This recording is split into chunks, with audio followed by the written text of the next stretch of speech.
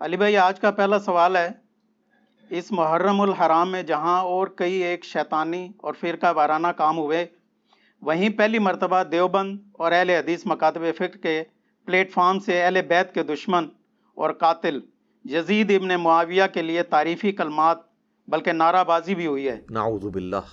اس نئی بگڑتی ہوئی صورتحال کو آپ کس نظر سے دیکھتے ہیں؟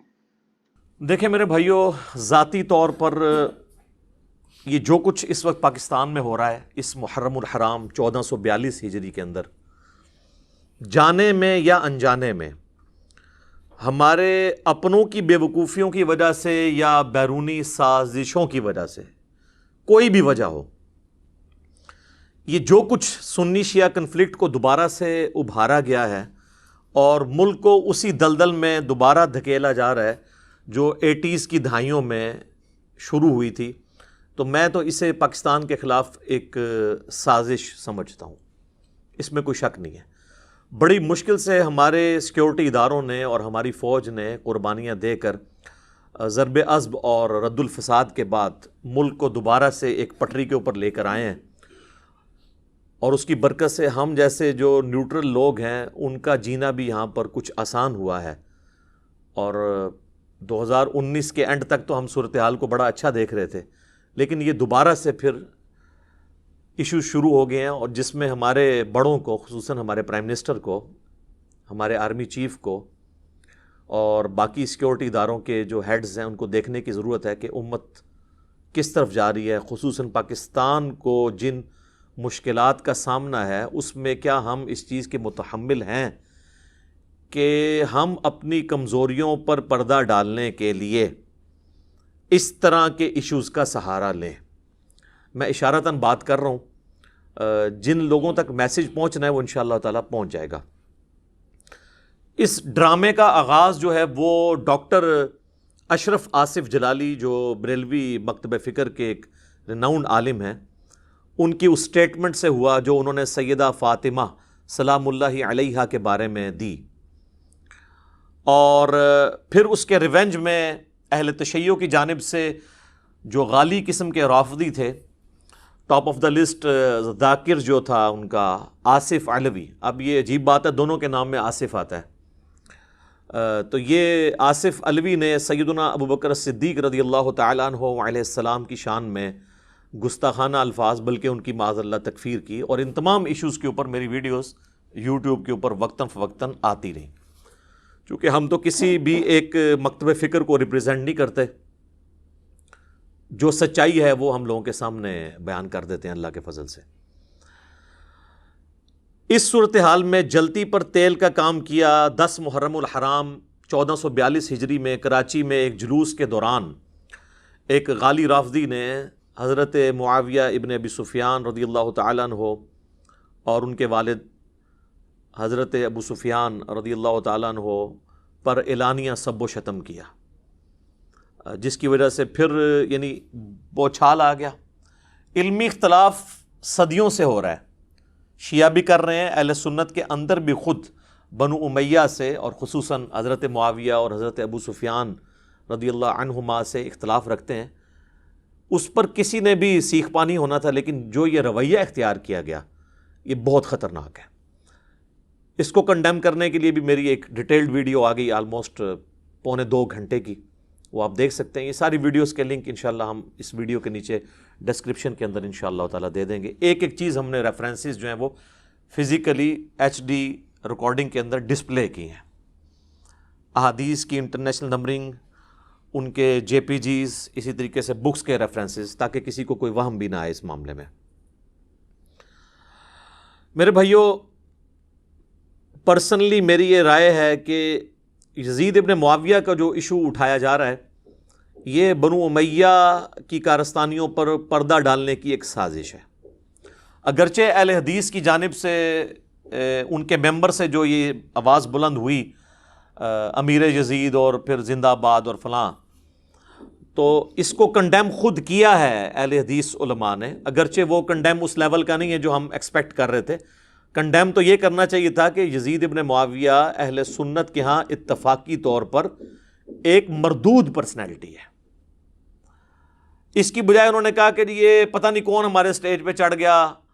یعنی سٹیج پہ کوئی چڑھ سکتا ہے؟ وہ آپ تو اپنے فرقے کی دوسری پارٹی کو سٹیج پہ نہیں چڑھنے دیتے ہو. ہم سے زیادہ کون مولویوں کو جانتا ہے؟ تو یہ بہانہ کرنا کہ جی سٹیج پہ کوئی چڑھ گیا تو ناسمجھی میں یہ ہوا، یہ مسئلہ نہیں ہے. آپ صرف اس چیز کو نہ لے کر چلیں، بلکہ یہ بتائیں کہ یہ جو کچھ ہوا یہ تو غلط ہوا. ہم یزید ابن معاویہ کو کنڈیم کرتے ہیں اور اس کے کالے کرتوتوں کو کالا کہتے ہیں. یہ نہیں انہوں نے کہا. انہوں نے اپنی پبلک کو بھی خوش کر لیا، کیونکہ ظاہر ہے کہ پریکٹیکلی تو اس وقت ناسبیت کا جھنڈا اٹھایا ہوا ہے بعض اہل حدیث اور دیوبند نے، اور اب بریلویوں میں بھی کچھ پیدا ہو گئے ہیں. تو وہ دونوں ایک ٹکٹ میں دونوں مزے کرنا چاہتے ہیں. لہٰذا یہ جو کنڈیم بھی اہل حدیث نے کیا، ہم اس کے حق میں نہیں ہیں. چلے اہل حدیث نے ایک سٹیپ تو طے کیا ہے. دوسری طرف جو لال مسجد میں جو کچھ ہوا، اور وہ ایک مخبوط الحواس قسم کا ایک مولوی، اس نے جس قسم کی باتیں کی، میرا تو خیال ہے اسے کسی نفسیاتی ڈاکٹر کو دکھانا چاہیے. اور انہوں نے تو بلکہ بتا دیا کہ ہمارے ہاں کتاب و سنت کی کوئی دلیل نہیں ہے، وہ استخاروں پر اور خوابوں پہ، یعنی جس چیز کا وہ تانا کبھی بریلویوں کو دیا کرتے تھے اب وہ خود اسی کے اوپر چل رہے ہیں.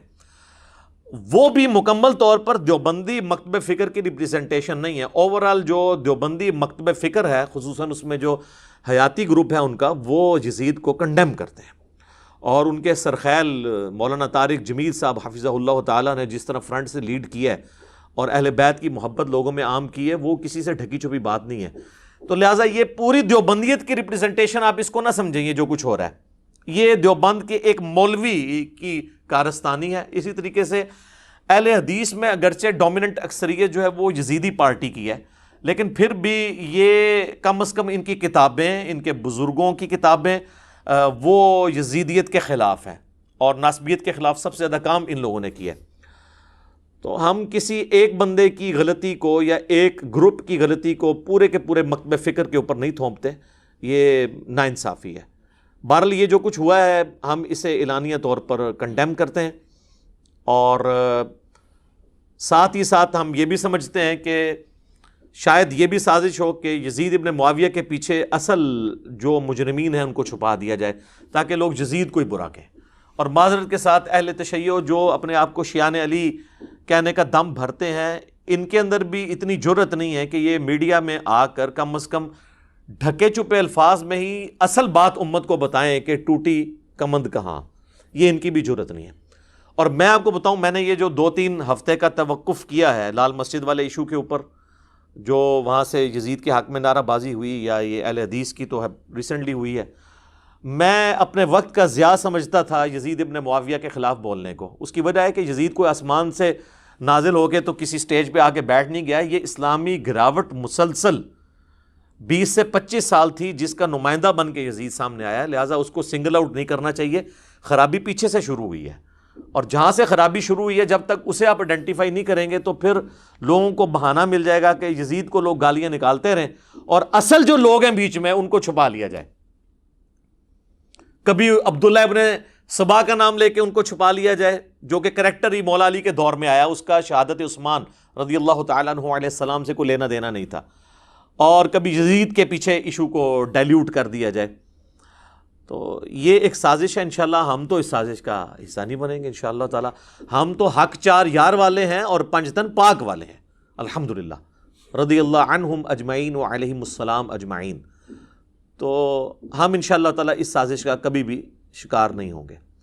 میں اس پورے ایشو کو سمجھتا ہوں کہ اسلامک ہسٹری کا یہ جو سب سے ایک بھیانک جو حادثہ ہوا، واقعہ کربلا، اس کی جو ابتدا ہے وہ سیدنا عمر ابن خطاب رضی اللہ تعالیٰ عنہ علیہ السلام کی شہادت ہے.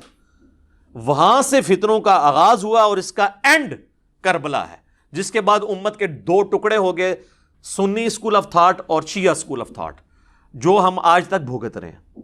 سٹارٹ اس کا جو ہے نا وہ سیدنا عمر کی شہادت سے ہوا. اور سیدنا عمر کو کن لوگوں نے شہید کروایا، یہ بھی اگر ہم کھولیں گے تو پھر اس کو ڈیپ ڈگ کرنے سے بھی آل امیہ ہی آتی ہے. سیدنا عمر کا قاتل کون تھا؟ نام لیتے ہیں جی، وہ کہتے ہیں جی ایرانی تھا، جی ابو لولو فیروز تھا. سر ایرانی تو تھا، وہ غلام کس کا تھا؟ حضرت مغیرہ ابن شعبہ کا رضی اللہ تعالیٰ عنہ. اور بخاری میں یہ موجود ہیں الفاظ. اور پھر اس سے اگلا تلخ پہلو یہ ہے کہ حضرت مغیرہ ابن شعبہ پوری زندگی حضرت معاویہ رضی اللہ تعالیٰ عنہ کے دستے راس رہے ہیں. اب اگر میں فلنگ دی بلینکس کرنا شروع کروں تو میں عبداللہ ابن سبا والا جو ڈھونگ انہوں نے رچایا ناسبیوں نے، اس سے بہتر سٹوری احادیث کی بنیاد پہ بلڈ کر سکتا ہوں کہ حضرت عمر کے قاتلین کون ہیں کہ جنہوں نے پورے اسلامک سسٹم کو نقصان پہنچا کے بعد میں اس کے اوپر قبضہ کیا ہے. اور اس کی سپورٹ میں بخاری کی وہ حضرت عمر کا آخری خطبہ بھی لا سکتا ہوں. صحیح بخاری میں انٹرنیشنل نمبر کے مطابق 6830 نمبر حدیث ہے. حضرت عمر جس سال شہید ہوئے ہیں بس اسی مہینے میں وہ شہید ہو گئے، ذوالحجہ 26 ذوالحجہ کو. انہوں نے جو آخری حج کیا ہے 23 ہجری میں، تو وہ منا میں عبداللہ ابن عباس کہتے ہیں کہ اور عبد الرحمن بن عوف کہ ہم بیٹھے ہوئے تھے، ایک شخص نے آ کے کہا کہ امیر المومنین آپ نے لوگوں کی گفتگو نہیں سنی، لوگ کہہ رہے ہیں کہ عمر جب مر جائے گا تو ہم فلاں شخص کی بیعت کر لیں گے. تو حضرت عمر کو بڑا غصہ آیا، انہوں نے کہا مسلمانوں کے مشورے کے بغیر بیعت کریں گے یہ؟ اور انہوں نے کہا میں ابھی منا میں خطبہ دیتا ہوں اور میں اس ایشو کو یہیں پر ختم کرتا ہوں. تو عبد الرحمن بن عوف نے کہا کہ چند لوگوں نے بات کیا، پبلکلی اس کو ہائی لائٹ نہ کریں. کون سی یوٹیوب پہ ویڈیو آ گئی ہے؟ اگر یوٹیوب پہ ویڈیو آئی ہوتی نا تو حضرت عمر کا بھی پھر خطاب یوٹیوب پہ ہی آنا تھا. جب فتنہ عالمی ہوتا ہے نا پھر اس کے لیے عالمی بیانیہ آتا ہے.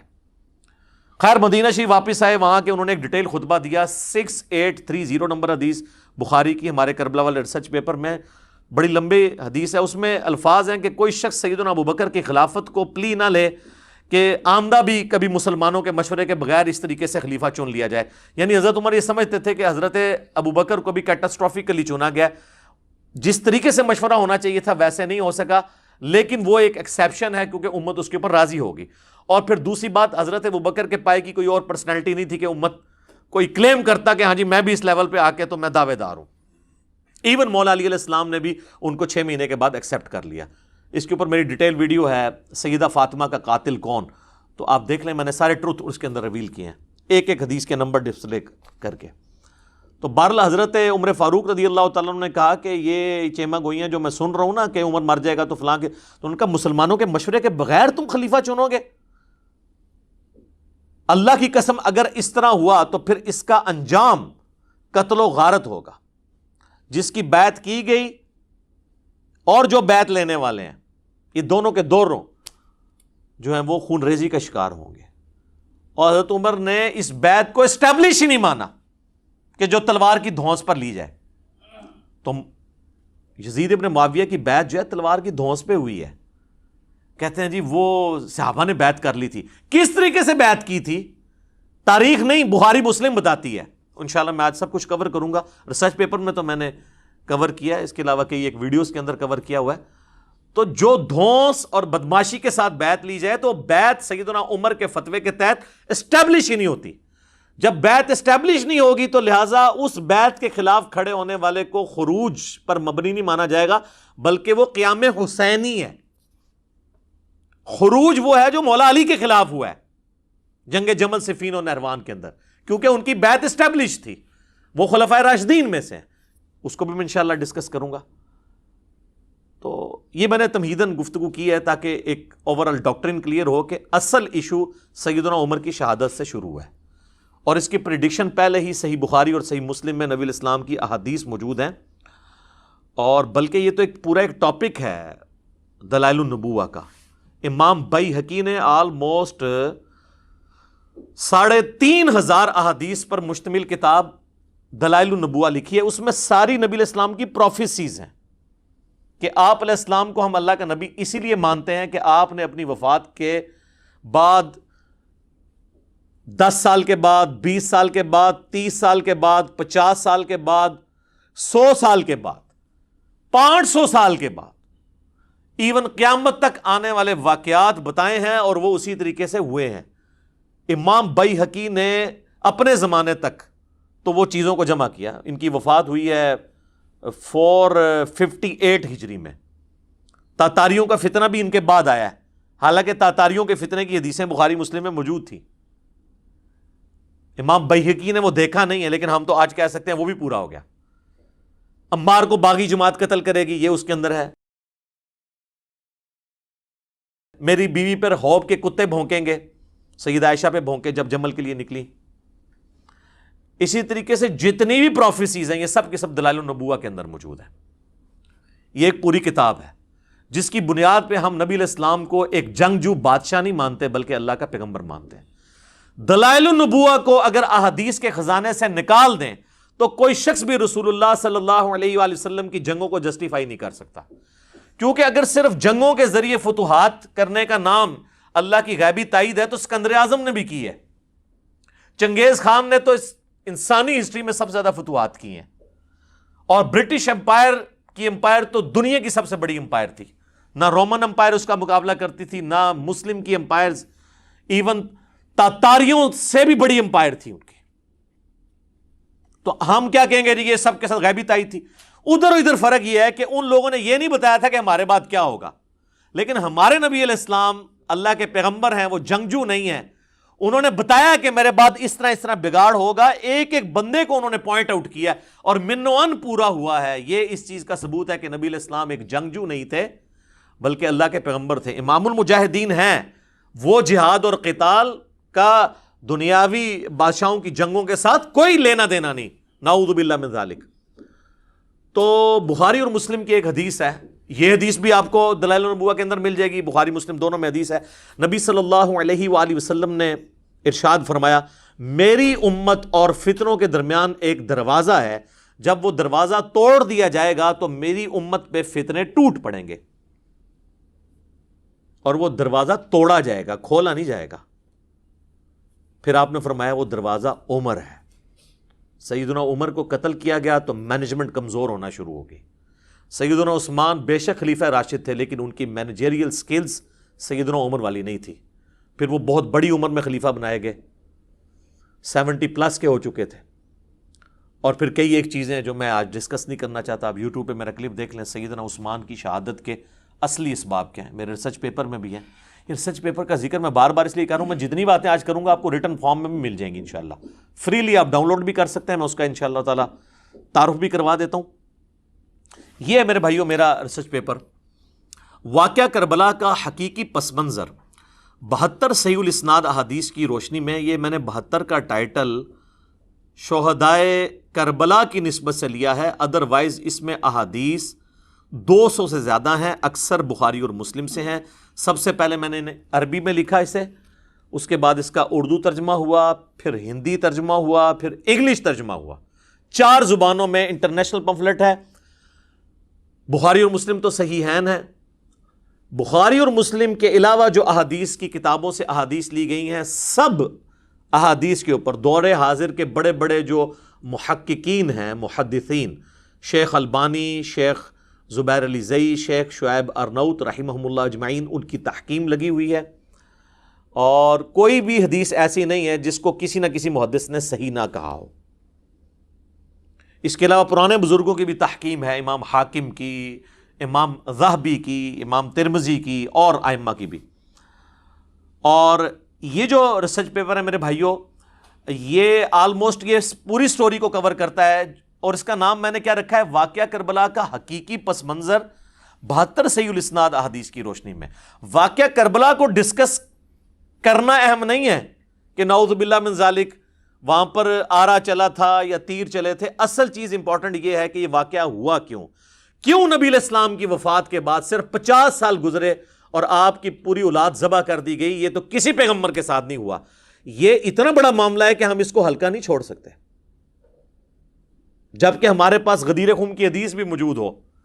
صحیح مسلم میں اوپر تلے 4 حدیث ہیں. مولا علی کے فضائل والے چیپٹر میں انٹرنیشنل نمبر کے مطابق 6225 سے 6228 تک نبی علیہ السلام نے اپنے آخری حج میں مدینہ شریف آتے ہوئے مکے سے واپسی پہ خم نامی گاؤں میں ایک خطبہ دیا. اونٹ کے پالان کا ممبر رکھا گیا. آپ علیہ السلام نے کنکلوڈنگ گفتگو کی، اے لوگو آگاہ ہو جاؤ، میں بھی ایک انسان ہوں. قریب ہے کہ اللہ کا قاصد یعنی موت کا فرشتہ میرے پاس آئے اور میں اس کی دعوت قبول کر لوں. میں اپنے بعد تم میں 2 بھاری چیزیں چھوڑ کے جا رہا ہوں. ان میں سے پہلی چیز اللہ کی کتاب ہے. اس میں ہدایت ہے، اس میں نور ہے. تم اللہ کی کتاب کو پکڑو، اپنا تعلق اس کتاب کے ساتھ مضبوط کرو. اللہ کی کتاب اللہ کی رسی ہے، جو اسے پکڑے گا وہ ہدایت پہ ہوگا، جو اسے چھوڑ دے گا وہ گمراہ ہو جائے گا. پھر زید بن ارقم کہتے ہیں کہ نبی علیہ السلام ہمیں ترغیب دلاتے رہے، اللہ کی کتاب، اللہ کی کتاب، اللہ کی کتاب.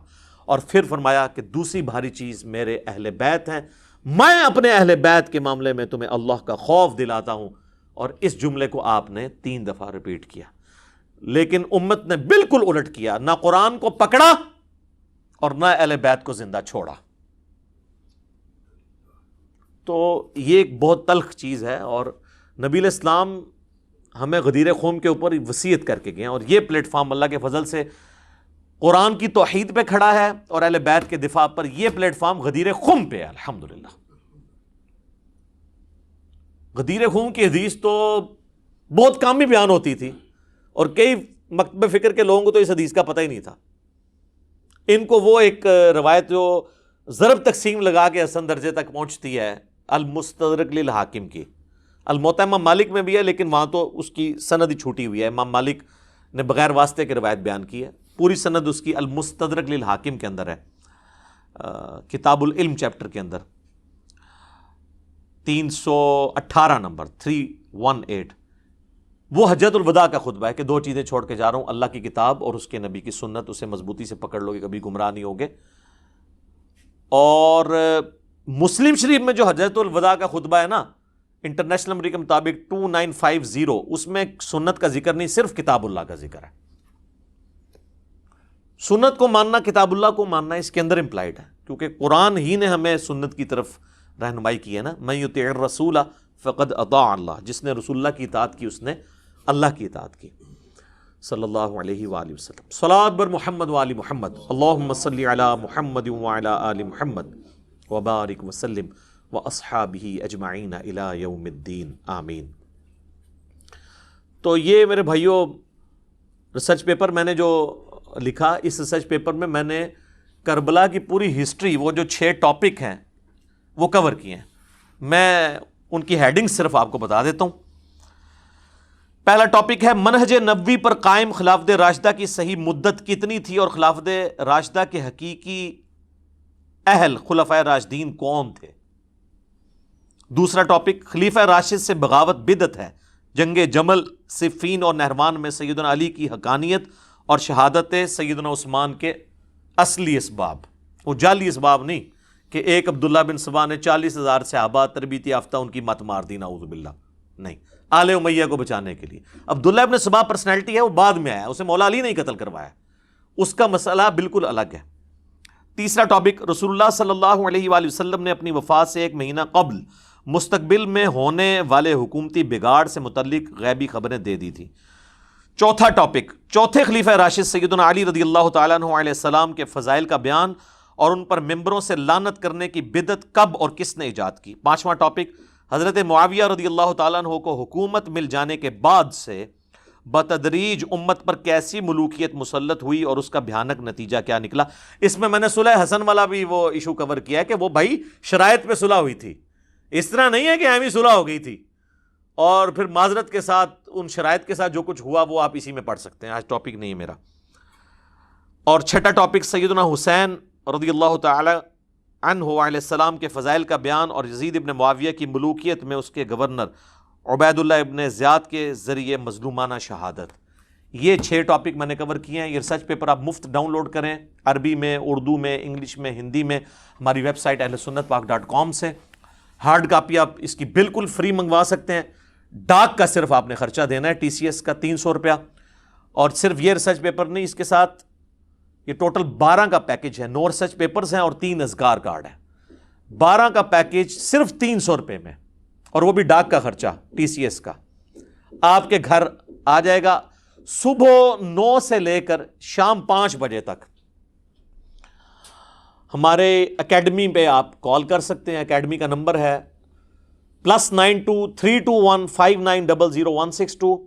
پاکستان سے کریں گے تو 0321-5900-162. یہ اکیڈمی کا نمبر ہے. اور اس پہ واٹس ایپ اگرچہ ہے لیکن وہ انٹرٹین نہیں ہوتا، صرف کال کریں گے، نہ واٹس ایپ پہ میسج بھیجنا ہے. میسج بھی بھیجنا ہے تو آپ نے ٹیکسٹ میسج بھیجنا ہے. انشاءاللہ تعالیٰ یہ کربلا والا ریسرچ پیپر اور ساتھ اس کے مزید 8 ریسرچ پیپر، یہ 9 ہوئے، اور 3 اذکار کارڈ، یہ ٹوٹل 12 کا پیکج انشاءاللہ تعالیٰ آپ کے گھر ڈاک میں انشاءاللہ تعالیٰ ڈیلیور کیا جائے گا انشاءاللہ تعالیٰ. اب میرے بھائیوں یہ جو کچھ اہل حدیث کے پلیٹ فارم اور دیوبند کے پلیٹ فارم سے ہوا آل امیہ کے حق کے اندر، تو میں ان کو بھی مشورہ دوں گا کہ آپ نے جو ایک نعرہ بلند کیا تھا خلافت راشدہ حق چار یار، تو اس پہ قائم رہے. ہم بھی آپ کے ساتھ ہیں.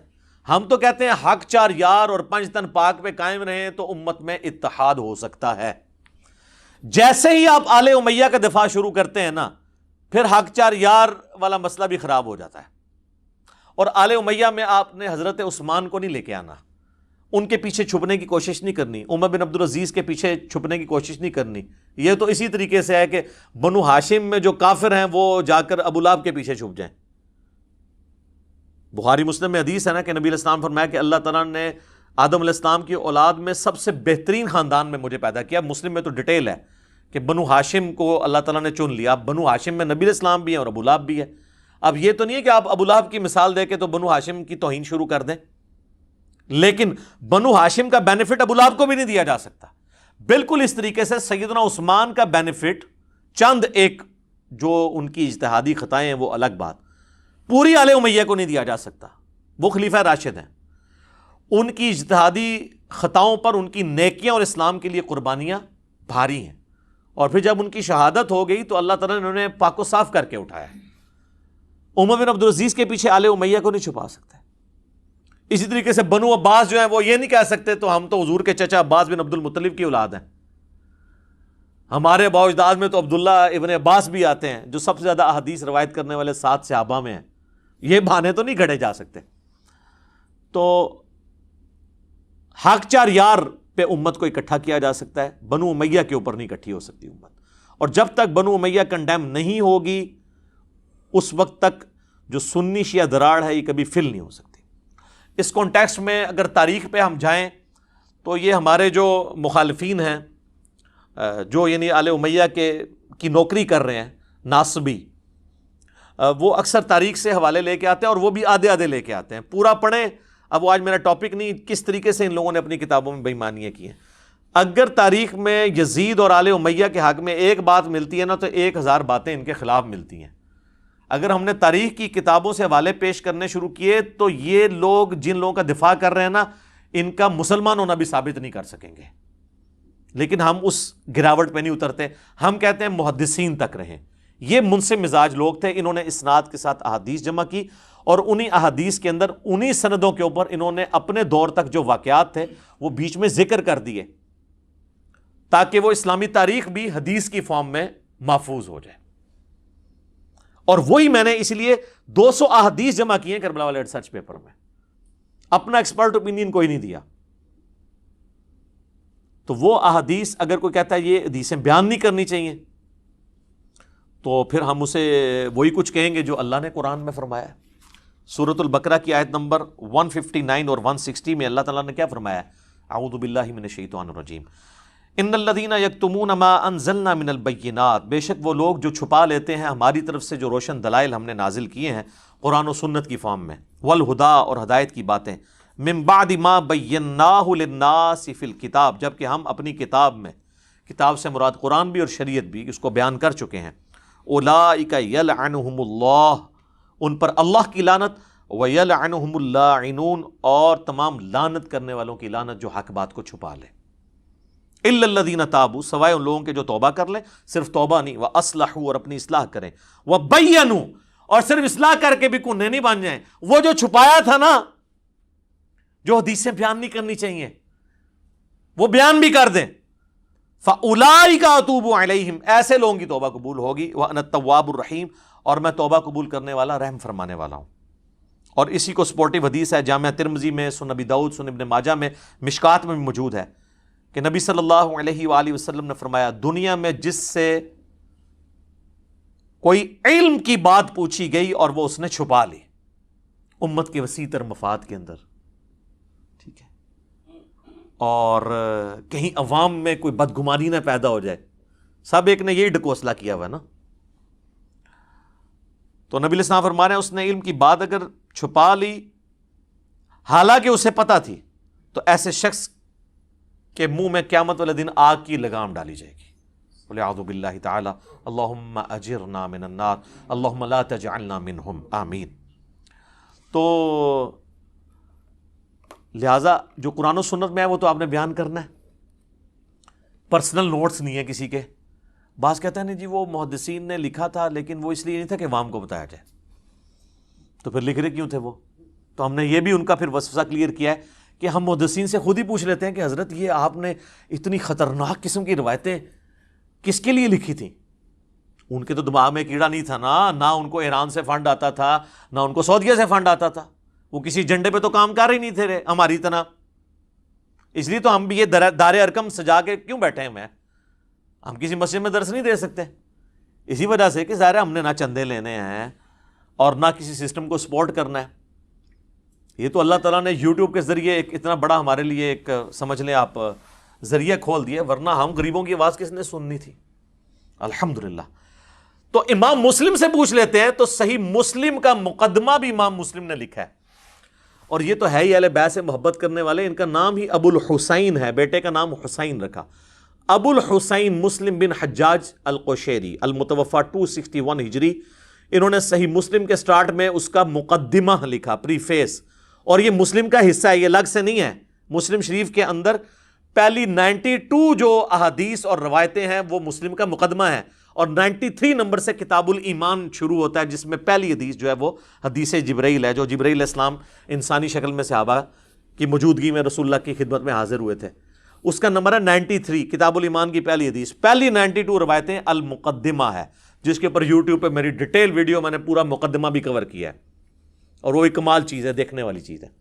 उसी में से शुरू में उन्होंने लिखा है इमाम मुस्लिम के, जब शागिर्द ने उनका मशवरा दिया ना कि सर आप कोई किताब ऐसी लिख दें कि ताकि हम लोगों के लिए आसानी हो जाए, हम नबी इस्लाम की सुन्नत, आप इस्लाम के शमाइल, आपकी ज़िंदगी के मुख्तलिफ पहलू, आपके अफ़आल और आपके सहाबा कराम अलैहिम रिदवान की तालीमात को समझ सकें। तो इस पर इमाम मुस्लिम खुद मुस्लिम में लिखते हैं, ए अबू इसहाक, उनका शागिर्द, जब तुमने मुझसे इस अजीम काम की फरमाइश की, यानी सही मुस्लिम की तालीफ, तो मैंने सोचा कि अगर मैं इसका इरादा कर लूं और यह काम पाया तकमील को पहुंच जाए तो इसका फ़ायदा सबसे पहले बतौर ख़ास मुझी को हासिल होगा। इसके असबाब बहुत हैं, मगर उनको जिक्र करने से ये तमहीदी गुफ्तगू लंबी हो जाएगी। वो कहते हैं मुझे भी फ़ायदा होगा और कई फ़ायदे होंगे। और आज तो इमाम मुस्लिम अगर मौजूद होते तो हम कहते सर वाकई देखें कितने फ़ायदे हुए हैं, हमने आपकी मुस्लिम शरीफ के ज़रिए नासबियत के जड़ उखाड़ दी है, रफजियत की जड़ उखाड़ दी है, फ़िरका वारियत की जड़ उखाड़ दी है अल्लाह के फजल से।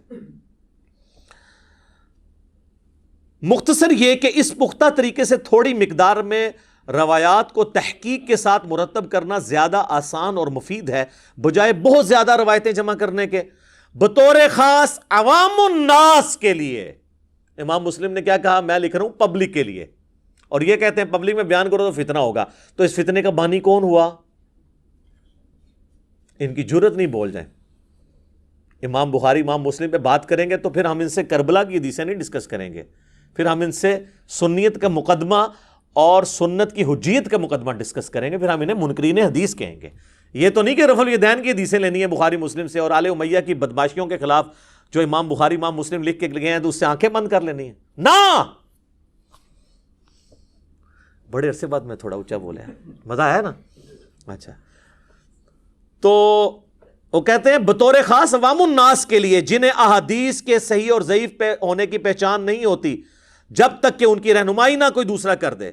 जब ऐसी सूरत हाल हो जो हमने बयान की तो थोड़ी तादाद में सही अहादीस का जमा कर देना ज़्यादा मिकदार में गैर मुस्तनद रवायात जमा करने से ज़्यादा बेहतर होगा।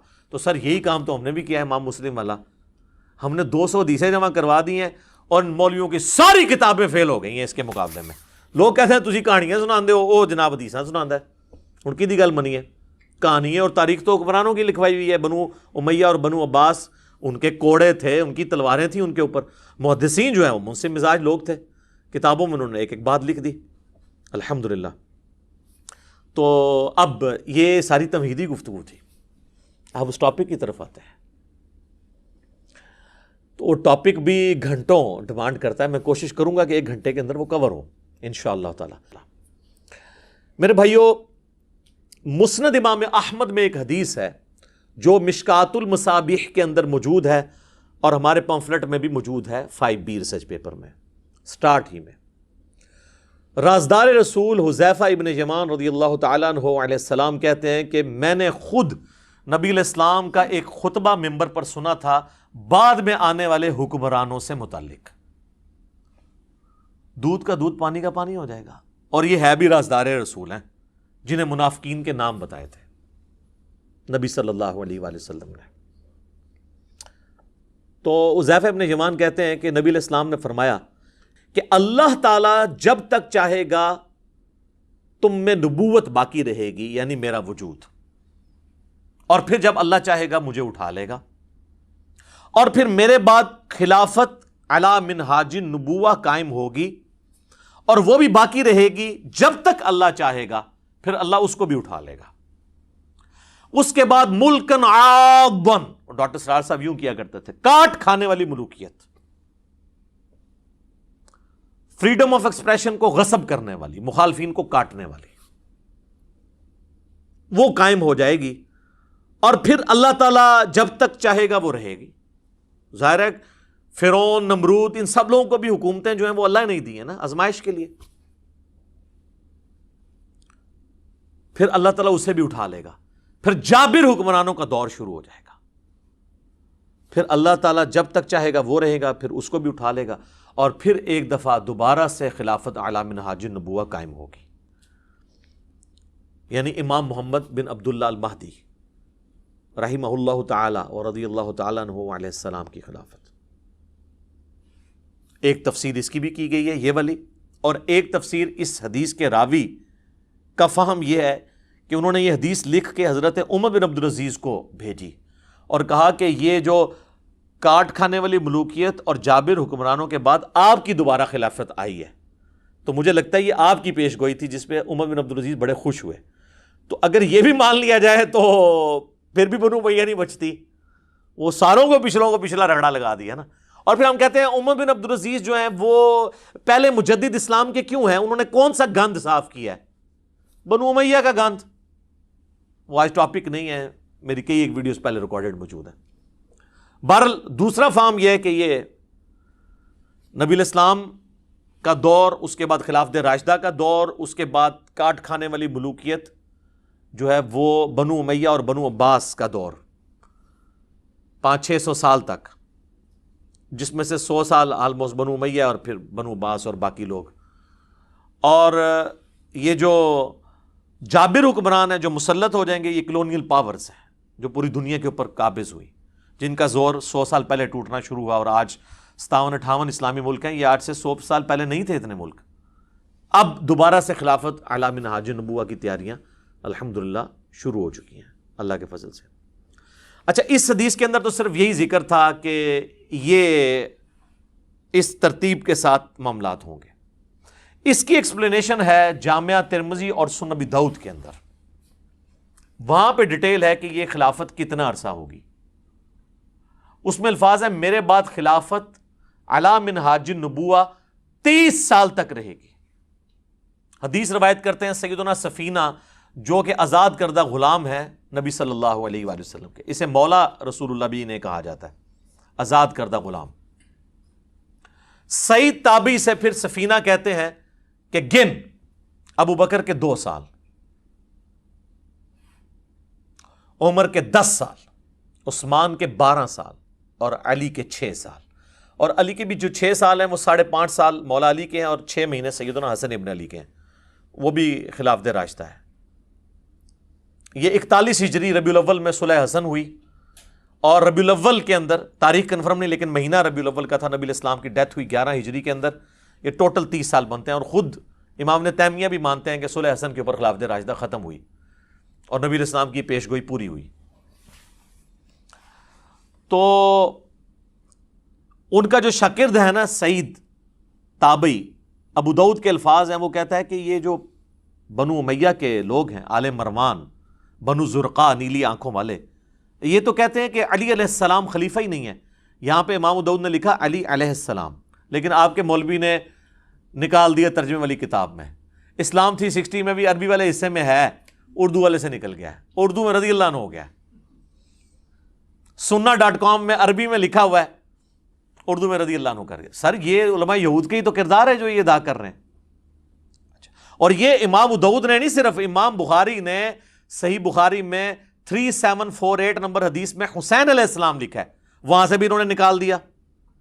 عربی کتابوں میں موجود ہے, مکتبۃ الشاملہ کے اندر, اسلام 360 کے اندر دارالاسلام نے نکال دیا. اسلام 360 میں بھی آپ عربی پورشن میں دیکھیں, اردو میں کوئی نہیں ہے. 6318 نمبر حدیث میں فاطمہ اور علی کے ساتھ علیہم السلام لکھا ہوا ہے, اکٹھا نکال دیا انہوں نے. خیر ادھر واپس ہیں. امام ابو داؤد نقل کرتے ہیں کہ جب سعید تابعی نے کہا نا کہ یہ تو بنو امیہ علی علیہ السلام کو خلیفہ ہی نہیں مانتے, چلیں اس سے یہ بھی ایک جو انہوں نے ڈھونگ رچایا تھا نا کہ جی وہ تو خلیفہ مانتے تھے, صرف وہ قصاص عثمان کی بات کرتے تھے. یہ تو تابعی خود بتا رہا ہے کہ بنو امیہ تو حضرت علی کو خلیفہ ہی نہیں مانتے تھے. ابھی تو میرے پاس اس کے اندر بہت کچھ کہنے کو ہے. میں نے ریسنٹلی ایک ویڈیو ریکارڈ کرائی ہے, حضرت معاویہ رضی اللہ تعالیٰ عنہ سے متعلق 15 حوالے میں نے صحابہ سے لے کر بعد کے علماء تک کے دیے, وہ آپ دیکھ لیں, آج وہ ٹاپک نہیں ہے. تو حضرت سفینہ کو غصہ آتا ہے, وہ کہتے ہیں کہ یہ بنو زرقا کی پیٹھ سے جھوٹ نکلا ہے جہاں سے یہ ہوا خارج کرتے ہیں. اور ترمذی کے الفاظ ہیں, ان کی اپنی جو حکومت ہے یہ شریر ترین بادشاہت ہے, بدترین بادشاہت ہے. یہ علی کو خلیفہ نہیں مان رہے, یہ تو خود شریر ترین بادشاہ ہیں. اچھا اب حضرت سفینہ جو ہے نا یہ فوت ہوئے ہیں 74 ہجری کے اندر, واقعہ کربلا ہوا ہے 61 ہجری میں. ناسبی پلی یہ لیتے ہیں کہ یہ انہوں نے حضرت معاویہ کی حکومت کے بارے میں نہیں کہا, پھر بھی پھنس جائیں گے پھر یزید کے بارے میں کہہ دیا, تو آپ تو یزید کے بھی چمچے ہیں. وہ پھر کہتے ہیں چھوٹی قربانی کر لو, بڑے کو بچا لو. لیکن سر نہیں, بڑے نے اگر کوئی کام ڈالا ہے تو وہ کیسے بچے گا؟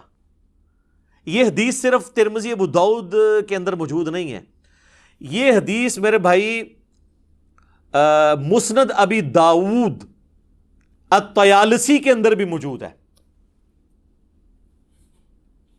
اور اس میں الفاظ یہ ہیں کہ وہ تابعی, یہ پوری حدیث اسی طریقے سے ہے, وہ تابعی جب کہتا ہے نا یہ بدترین بادشاہ ہیں, یہ وہ جب صحابی کہتے ہیں حضرت سفینہ اور 30 سال خلافت ہے, تو وہ کہتے ہیں پھر حضرت معاویہ کون ہے؟ تو انہوں نے کہا حضرت معاویہ جو ہے وہ مسلمانوں کا پہلا بادشاہ ہے, یعنی انہوں نے کہا یہ خلافت راشدہ سے باہر. یہاں بھی ہمیں ایکسپوز ہو گیا کہ وہ کس کو سنگل آؤٹ کر رہے تھے. ابھی بھی تسلی نہ ہو تو اس کا ایک اور طریق ہے المصنف ابن ابی شیبہ کے اندر, اس میں الفاظ ہیں کہ یہ بنو امیہ بدترین بادشاہت ہیں اور ان کا پہلا بادشاہ معاویہ ابن ابی سفیان ہے. انہوں نے سب کو کہہ کے یہ بھی بتا دیا سرغنہ کون ہے. تو اب اس حدیث میں حضرت سفینہ کا 74 ہجری میں فوت ہونا یزید ابن معاویہ کو یعنی بیچ میں لانے کا ذریعہ نہیں بن سکتا. انہوں نے سٹارٹ کیا ہے 41 ہجری سے, صلح حسن سے. تو یہ مسئلہ آپ کو کلیئر ہو گیا. یہ الحمدللہ ساری کی ساری احادیث میں نے اس ریسرچ پیپر کے اندر ڈالی ہوئی ہیں. انشاءاللہ ہم اپنی ویڈیو کے اندر بھی جو ہے نا وہ ڈسپلے کروا دیں گے انشاءاللہ تعالی. اچھا اب میرے بھائیوں, یہ جو کاٹ کھانے والی ملوکیت ہے اس پہ پھر بولا جائے پھر گھنٹوں چاہیے, تو میں نمونے کے طور پر صرف 3 احادیث کور کروں گا جس سے آپ کو اوورآل ڈاکٹرن کلیئر ہو جائے اس ٹاپک کے اوپر. پہلی حدیث صحیح مسلم کے اندر کتاب الامارہ چیپٹر میں, حکمرانوں والے چیپٹر کے اندر, انٹرنیشنل نمبر کے مطابق 4776, سیدنا عبداللہ بن عمر بن عاص خانہ کعبہ کے سائے میں بیٹھے ہوتے ہیں, دیوار کے ساتھ ٹیک لگا کے, صحابی رسول ہیں. ایک تابعی خانہ کعبہ میں انٹر ہوتا ہے, عبد الرحمن بن عبد رب الکعبہ. تو وہ سنتا ہے کہ حضرت عبداللہ بن عمر بن عاص حکمرانوں کی اطاعت سے متعلق حدیث سنا رہے ہوتے ہیں. تو چپ کر کے سنتا رہتا ہے. اینڈ پہ وہ پوچھتا ہے کہ حضرت کیا آپ نے یہ واقعی رسول اللہ سے یہ بات سنی تھی کہ حکمرانوں کی اطاعت اس طریقے سے ہونی چاہیے؟ تو انہوں نے کہا ہاں, اللہ کی قسم میں نے رسول اللہ کو دیکھا, میرے کانوں نے آپ کی آواز سنی, میرے دل نے آپ کی باتوں کو یاد رکھا. تو انہوں نے کہا اگر یہی بات ہے تو آپ کے چچا کا لڑکا معاویہ بن ابی سفیان, یہ چچا زاد لگتے تھے نا آپس میں, عمرو بن عاص کے بیٹے ہیں نا, تو وہ تو ہمیں کہتا ہے کہ ہم آپس میں ایک دوسرے کو ناحق قتل کریں اور ایک دوسرے کا مال ناحق طریقے سے ہڑپ کریں, حرام خوری بھی اور قتل و غارت بھی. جبکہ اللہ تعالیٰ قرآن میں فرماتا ہے, سورۃ النساء کی آیت نمبر 29 اس نے تلاوت کی کہ اے ایمان والو آپس میں ایک دوسرے کو قتل مت کرو، اپنوں کو قتل مت کرو، اپنوں کو قتل یعنی ایک دوسرے کو، سارے مسلمان آپس میں بھائی ہیں، اور ایک دوسرے کا مال ناحق طریقے سے ہڑپ مت کرو۔ اب یہ بتائیے کہ ہم اللہ کی بات مانیں یا اطاعت امیر کریں؟ اب یہ ایک صحابی کو ایک تابعی نے ایک بہت بڑی بات کر دی، تو انہوں نے نہیں کہا کہ تم رافضیوں والی باتیں کر رہے ہو، تمہیں ایران سے کوئی فنڈنگ ہوتی ہے، نہیں کہا، تھوڑی دیر کے لیے خاموشی اختیار کر لی انہوں نے۔ اب سوچ میں تو پڑ گئے ہوں گے میں کیا کروں، رشتہ داری تو میری نکال رہا ہے، تو پھر انہوں نے سر اٹھا کے کہا کہ معاویہ کی اطاعت کرو ان باتوں میں جس میں وہ اللہ کی اطاعت کے اندر حکم دے، اور جس میں وہ اللہ کی نافرمانی کا حکم دے اس میں اس کی نافرمانی کرو، اور یہی ایٹیچیوڈ ہونا چاہیے۔ بخاری اور مسلم کی متفق علیہ حدیث ہے، مولا علی کہتے ہیں کہ نبی علیہ السلام نے فرمایا کہ خالق کی معصیت میں، اللہ کی نافرمانی میں مخلوق کی کوئی اطاعت نہیں ہے۔ کئی لوگ یہ بھولے بن کے پوچھ رہے ہوتے ہیں نا، جی میری ماں اجازت نہیں دے رہی داڑھی رکھنے کی، تو میں رکھوں یا نہ رکھوں؟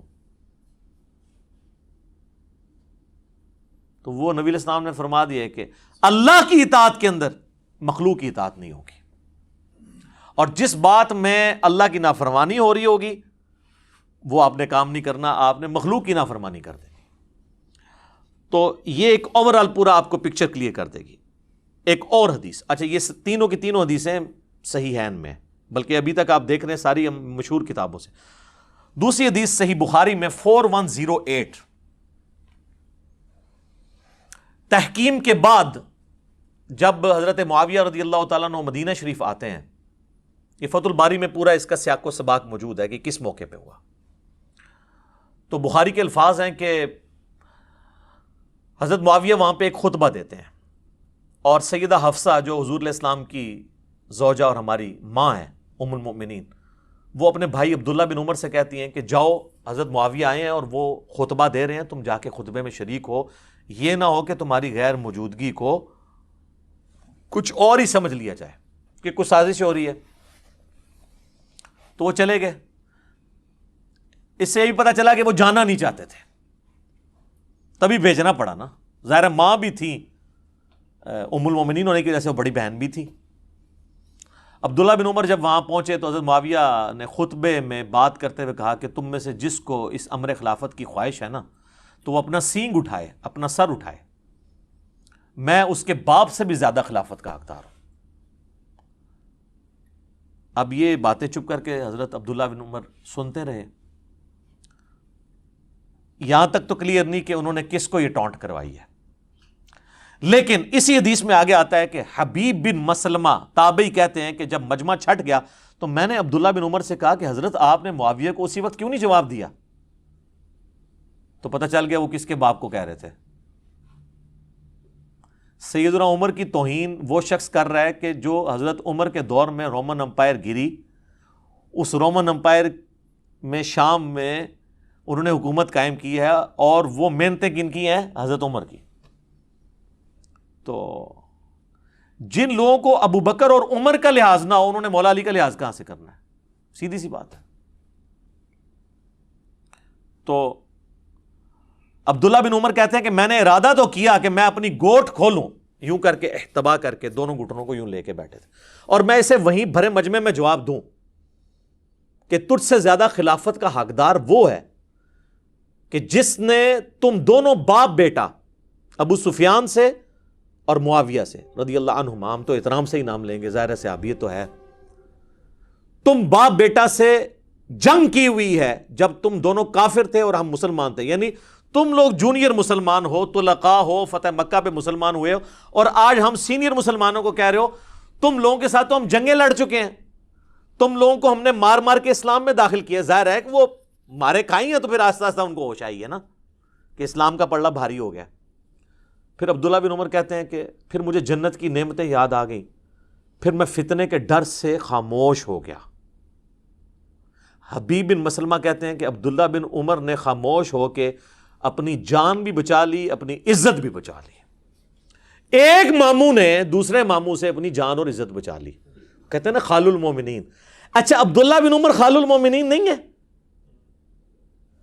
عبد الرحمن بن ابی بکر خال المومنین نہیں ہے اور محمد بن ابی بکر خال المومنین نہیں ہے. ہمارے باقی سارے خال المومنین کو ایک خال المومنین سے تکلیفیں اٹھانی پڑی ہیں. تو یہ حدیث کے الفاظ بتا رہے ہیں کہ اس وقت فریڈم آف ایکسپریشن کو کس طریقے سے غصب کیا جاتا تھا. اچھا یہ جو حضرت عبداللہ بن عمر کے الفاظ ہیں نا یہ بڑے انٹلیکچوئل ہیں, کیونکہ یہی الفاظ حضرت عمر نے بھی یوز کیے تھے. اور حضرت عمر کا آپ ویژن دیکھیں, انہوں نے پہلے یہ چیز بتا دی تھی. صحیح مسلم کے اندر ایک حدیث ہے, میں نے ریسرچ پیپر میں ڈالی ہے, انٹرنیشنل نمبر ہے 1258. حضرت عمر نے اپنی شہادت سے کچھ عرصہ پہلے جمعے کا خطبہ دیا اور انہوں نے رسول اللہ کا ذکر کیا, پھر حضرت ابوبکر کا ذکر خیر کیا, اور پھر فرمایا کہ میں نے خواب دیکھا ہے کہ مجھے ایک مرغے نے 3 ٹھونگے ماری ہیں اور میں اس کی تعبیر یہ کرتا ہوں کہ ان قریب مجھے قتل کر دیا جائے گا. اچھا انہوں نے کہا کہ بعض لوگ مجھے مشورہ دے رہے ہیں کہ میں اپنا کسی کو جانشین مقرر کر دوں, لیکن میرا کوئی ایسا ارادہ نہیں ہے, اللہ اپنے دین کو برباد نہیں ہونے دے گا. پھر انہوں نے کہا کہ اگر میری موت جلدی واقع ہو گئی حادثاتی طور پر تو میری طرف سے یہ حکم ہے کہ خلافت کا فیصلہ صرف ان 6 لوگوں میں طے ہوگا جن سے رسول اللہ اپنی وفات تک راضی رہے. اور بخاری میں الفاظ ہیں 3700 نمبر حدیث میں کہ خلافت کا معاملہ ان 6 بندوں سے باہر نہیں آنا. بخاری میں پھر نام بھی حضرت عمر نے لیے اور فرمایا علی, عثمان, طلحہ, زبیر, عبد الرحمن بن عوف اور سعد ابن ابی وقاص. ویسے ایک اور بندہ بھی تھا 7واں, چونکہ وہ ان کا بہنوئی تھا, سعید ابن زید. وہ سب و شتم کی حدیثیں اشرا مبشرہ والا یاد آیا جائے, سعید ابن زید, ان کا نام اس لیے نہیں لیا کہ وہ رشتہ دار تھے, ان کو چھوڑ دیا اور کہا میرے بیٹے عبداللہ بن عمر کو مشورے میں تم شامل کر سکتے ہو لیکن اسے خلیفہ نہ چننا. ان 6 بندوں میں سے کسی کو چننا جن سے رسول اللہ اپنی وفات تک راضی رہے. تو آج ہم ہوتے تو ہم پوچھتے کہ پھر ہمیں وہ بھی بتا دیں جن سے حضور وفات کے وقت ناراض تھے. آپ کو تو کہنا چاہیے سب سے ہی راضی رہے, یہ کہتے ہیں نا سر ہر چیز میں اشارے موجود ہیں. ابھی تو یہ بات ختم نہیں ہوئی. پھر حضرت عمر کہتے ہیں, مسلم کے الفاظ ہیں کہ اگر تم دیکھو کہ ان 6 لوگوں کی خلافت میں کوئی تام کر رہا ہے تو سمجھ لینا کہ یہ وہی لوگ ہیں کہ جن کو میں نے اسلام کی خاطر اپنے ہاتھوں سے مارا ہے اور یہ اسلام کے دشمن اور کافر ہیں. یہ الفاظ ہیں. ادھر عبداللہ بن عمر نے کہا نا کہ تمہیں تو ہم نے مار مار کے مسلمان کیا ہے, اور یہاں حضرت انہوں نے اپنے باپ کے الفاظ ریپیٹ کیے. تو عبداللہ بن عمر نے اپنے باپ کے مشن کو ہی آگے لے کر چلے, لیکن وہ سامنے نہیں بات کی, بعد میں کی. ظاہر ہے پھر سر حسین ابن علی اور ابن عمر میں تو فرق ہوگا نا. ان کی نیچر جو ہے وہ ذرا پیسو تھی, ان کی ایکٹیو تھی, ایکسٹروورٹ تھے. تیسری حدیث بھی صحیح بخاری میں ہے 4827. اور سر یہ آپ کو میں یعنی to cut the story short, میں یعنی امیر شام کے دور کے اندر آپ کو 2 مثالیں پیش کی. اب ان کے بالکل دور اینڈ ہونے والا ہے, چونکہ میں نے تو آنا ہے ان کے صاحبزادے کی طرف, لیکن یہ تو ناانصافی ہے کہ صاحبزادے کے پیچھے باقیوں کو چھپا دیا جائے. یہ کام تو ہم نہیں کر سکتے. 4827 نمبر حدیث ہے صحیح بخاری کے اندر, اور یہ حدیث المستدرک للحاکم میں بھی موجود ہے. یہ حدیث سنن نسائی الکبریٰ کے اندر بھی موجود ہے, اور یہ حدیث تفسیر ابن کثیر کے اندر سورۃ الاحقاف پارہ نمبر 26 کی آیت نمبر 17 نمبر کی آیت کے کانٹیکسٹ میں اس کے سارے طرق جمع ہیں مختلف کتابوں سے. اور فتح الباری میں بھی ابن حجر اسقلانی نے صحیح بخاری 4827 نمبر کے انڈر وہ سارے کے سارے طرق جمع کیے ہیں جو میں اب بیان کرنے لگا ہوں. پہلے صرف میں بخاری کے الفاظ بتاتا ہوں, پھر باقی کتابوں کے بھی. بخاری کے الفاظ ہیں کہ مروان بن حکم جو کہ حضرت معاویہ کی طرف سے رضی اللہ تعالیٰ عنہ گورنر تھا حجاز کا, اس نے مسجد نبوی میں خطبہ دیتے ہوئے حضرت معاویہ کے بیٹے یزید کا ذکر خیر کرنا شروع کر دیا. اور اس میں حدیث کے الفاظ ہیں تاکہ حضرت معاویہ کے بعد اس کی بیعت پہ لوگوں کو آمادہ کیا جائے. وہی جو ہمارے حکمران بھی کرتے ہیں, امت کے وسیع تر مفاد میں میرے عزیز ہم وطنوں، وہ ساری باتیں وہی والی. اور انہوں نے کہا کہ بھئی اللہ تعالیٰ نے ہمارے امیر المومنین کو یہ بات سجھائی ہے، وہ چاہتے ہیں کہ اپنے بعد اپنے بیٹے کو خلیفہ نامزد کر دیں. تو بخاری کے الفاظ ہیں وہاں پہ عبد الرحمن بن ابی بکر، حضرت ابوبکر صدیق کے بیٹے کھڑے ہوئے، اور یہ وہ بیٹا ہے جو حضرت عائشہ کا سگا بھائی ہے اس اعتبار سے کہ باپ اور ماں بھی کامن ہے.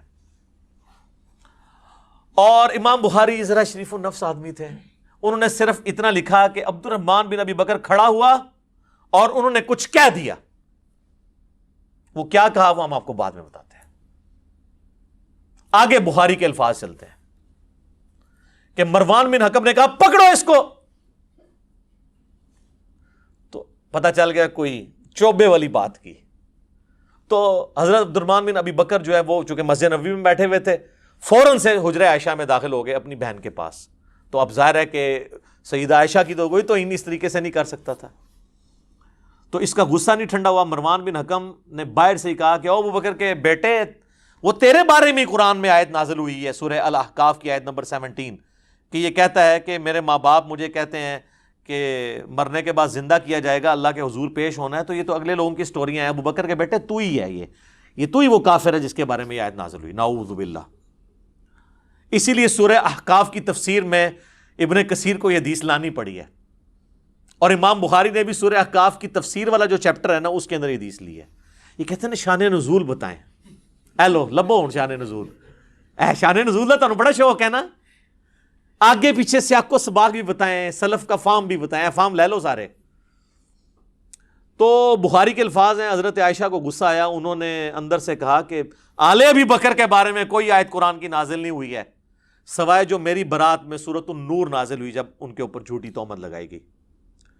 بخاری کی حدیث ختم. لیکن یہ حدیث المستدرک للحاکم میں، سنن نسائی الکبریٰ کے اندر، طبرانی کے اندر، اور فتح الباری میں شرح میں یہ ساری ابن حجر نے جمع کی. اور سب سے بڑھ کر آپ ہر بندے کے پاس تفسیر ابن کثیر سافٹ کاپی آپ ڈاؤن لوڈ کر لیں، موجود ہے.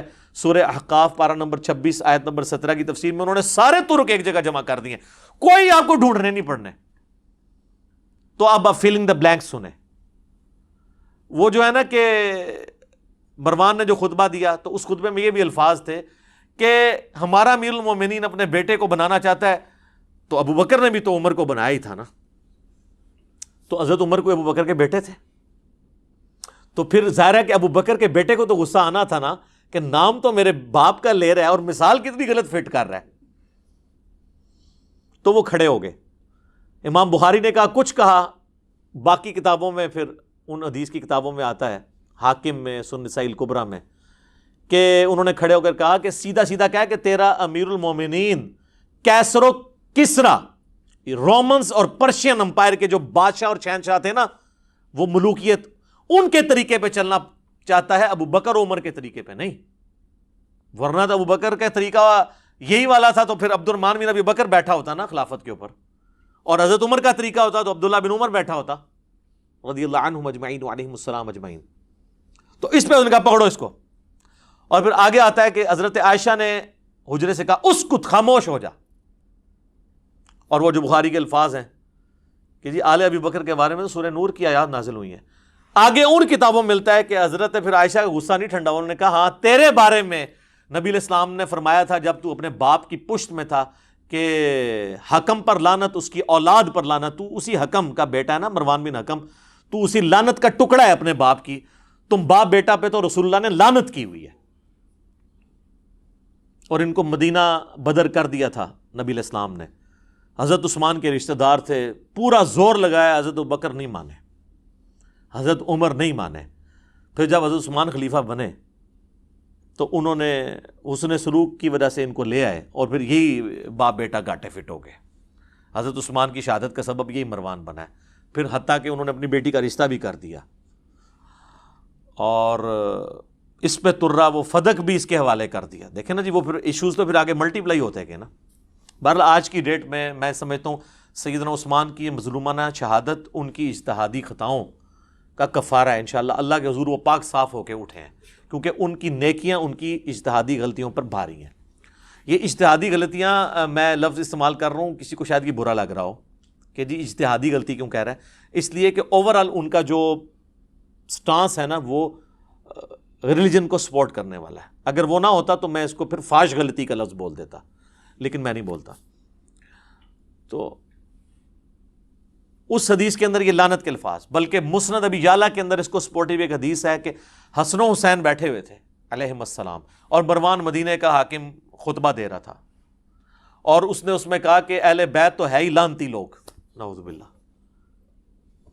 تو حضرت حسین سے پھر صبر ہوتا تھا, تو انہوں نے کہا ہم تو لعنتی نہیں ہیں, ہماری شان میں تو قرآن میں آیات ہیں, البتہ تو اور تیرے باپ کے اوپر نبی علیہ السلام نے لعنت فرمائی تھی. تو یہ جو روایتیں ہیں نا, اس کو سپورٹیو کئی ایک روایتیں ہیں کہ یہ لعنتی لوگ تھے. لعنت عربی میں کہتے ہیں اللہ کی رحمت سے دور لوگ, یا اس کو آپ ہماری زبان میں کہتے ہیں منحوس لوگ, نحست پہ ہی جنا ہوتے.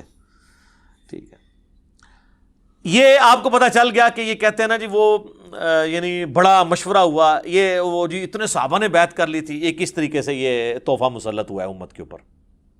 کئی ایک ٹاپکس ہیں, میں اس کو پھر اب کنکلوژن کی طرف لے کے آتا ہوں. ایک کتاب ہے امام ابن ابی عاصم کی, پہلے 300 سال میں حدیث کی کتاب ہے کتاب الاوائل, جس میں انہوں نے وہ ساری حدیثیں جمع کی ہیں اور روایتیں, جس سے یہ پتہ چلتا ہے کہ دنیا میں پہلے کام کون کون سے ہوئے. مثلا وہ ترمذی کی روایت لے کے آئے ہیں, اس کے اندر اپنی سند سے, امام ترمذی کے تو وہ محتاج نہیں اس کے لیے کیونکہ ان کے زمانے کے ہیں, کہ سب سے پہلے اللہ نے قلم کو پیدا کیا. کتاب الاوائل وہ کتاب جس میں اول جو کام ہوئے ہیں وہ سارے جمع ہوئے. اسی میں وہ حدیث لے کے آیا کہ سب سے پہلے بیٹھ کے خطبہ دیا حضرت معاویہ رضی اللہ تعالیٰ عنہ نے. اچھا, اسی میں لے کے آئے کہ نبی علیہ السلام نے فرمایا میری امت کا پہلا شخص جو میری سنت کو بدل دے گا وہ بنو امیہ سے ہوگا. اب شیخ زبیر صاحب نے اپنی زندگی میں پورا زور لگایا کہ وہ اس حدیث کو فٹ کریں یزید بن معاویہ پہ, لیکن میں ان کے ساتھ ایگری نہیں کرتا تھا اس حوالے سے. شیخ البانی نے بہرحال اس کو جس پہ فٹ ہوتی تھی اسی پہ فٹ کیا. شیخ البانی نے یہ حدیث لی سلسلہ حدیث صحیحہ میں, اس کی وجہ سے یہ حدیث انٹرنیشنل ہو گئی. کتاب الاوائل کو تو چند لوگ جانتے ہیں, لیکن سلسلہ حدیث صحیحہ تو سارے لوگ جانتے ہیں. اس میں یہ حدیث شیخ البانی لے کے آئے, تو اس کے اندر پھر انہوں نے کمنٹس کیے کہ اس شخص سے مراد وہ شخص ہو سکتا ہے جس نے خلافت کے انتخاب کے طریقے کو بدل دیا اور اسے ملوکیت بنا دیا. تو وہ کون ہوا پھر؟ حضرت معاویہ رضی اللہ تعالیٰ عنہ. نام نہیں لکھا, لیکن انہوں نے اشارہ چھوڑ دیا کہ کس نے سنت کا طریقہ بدلا. اچھا, انہی چیزوں کو سپورٹیو پھر کئی ایک حدیثیں ہیں. صحیح بخاری میں حدیث ہے, سیدنا ابو ہریرہ کہتے ہیں کہ میں نے نبی صلی اللہ علیہ وآلہ وسلم سے 2 پیالے لیے, ایک تو میں نے تمہیں ظاہر کر دیا یعنی شریعت کا علم, دوسرا اگر میں تمہارے سامنے ذکر کروں تو میری شہرک کاٹ دی جائے. وہ صوفیاء کہتے ہیں وہ علم لدنی تھا. تو حضرت ابو ہریرہ تو کسی سلسلے میں نہیں آتے, کو بات وہ کریں کو فٹ بھی بیٹھتی ہو, پھر آپ کے تو تصوف کے سلسلے وہاں سے جانے چاہیے. وہ حضرت ابو ہریرہ نے خود بتا دیے کہ وہ کون سی چیزیں تھیں.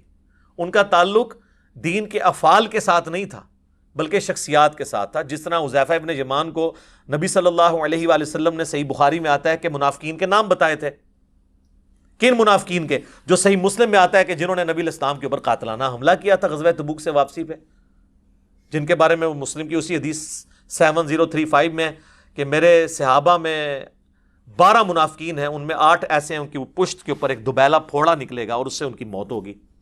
جو میں نے نہیں آپ کو بتانا کہ کس کس کی موت دوبیلا پھوڑے سے ہوئی ہے, یہ اپنے علماء سے پوچھ کے چلیں.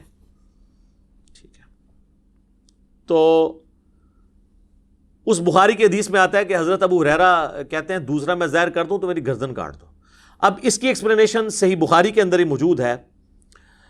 تابعی کہتے ہیں سعید بن عمر, وہ کہتے ہیں میں مسجد نبوی میں بیٹھا ہوا تھا اور حضرت ابو ہریرہ رضی اللہ تعالیٰ عنہ اور مروان بن حکم یہ دونوں مسجد نبوی میں موجود تھے, کیونکہ مروان بن حکم گورنر تھا اور جب کبھی وہ جاتا تھا تو حضرت ابو ہریرہ کو اپنی جگہ گورنر مقرر کر کے جاتا تھا.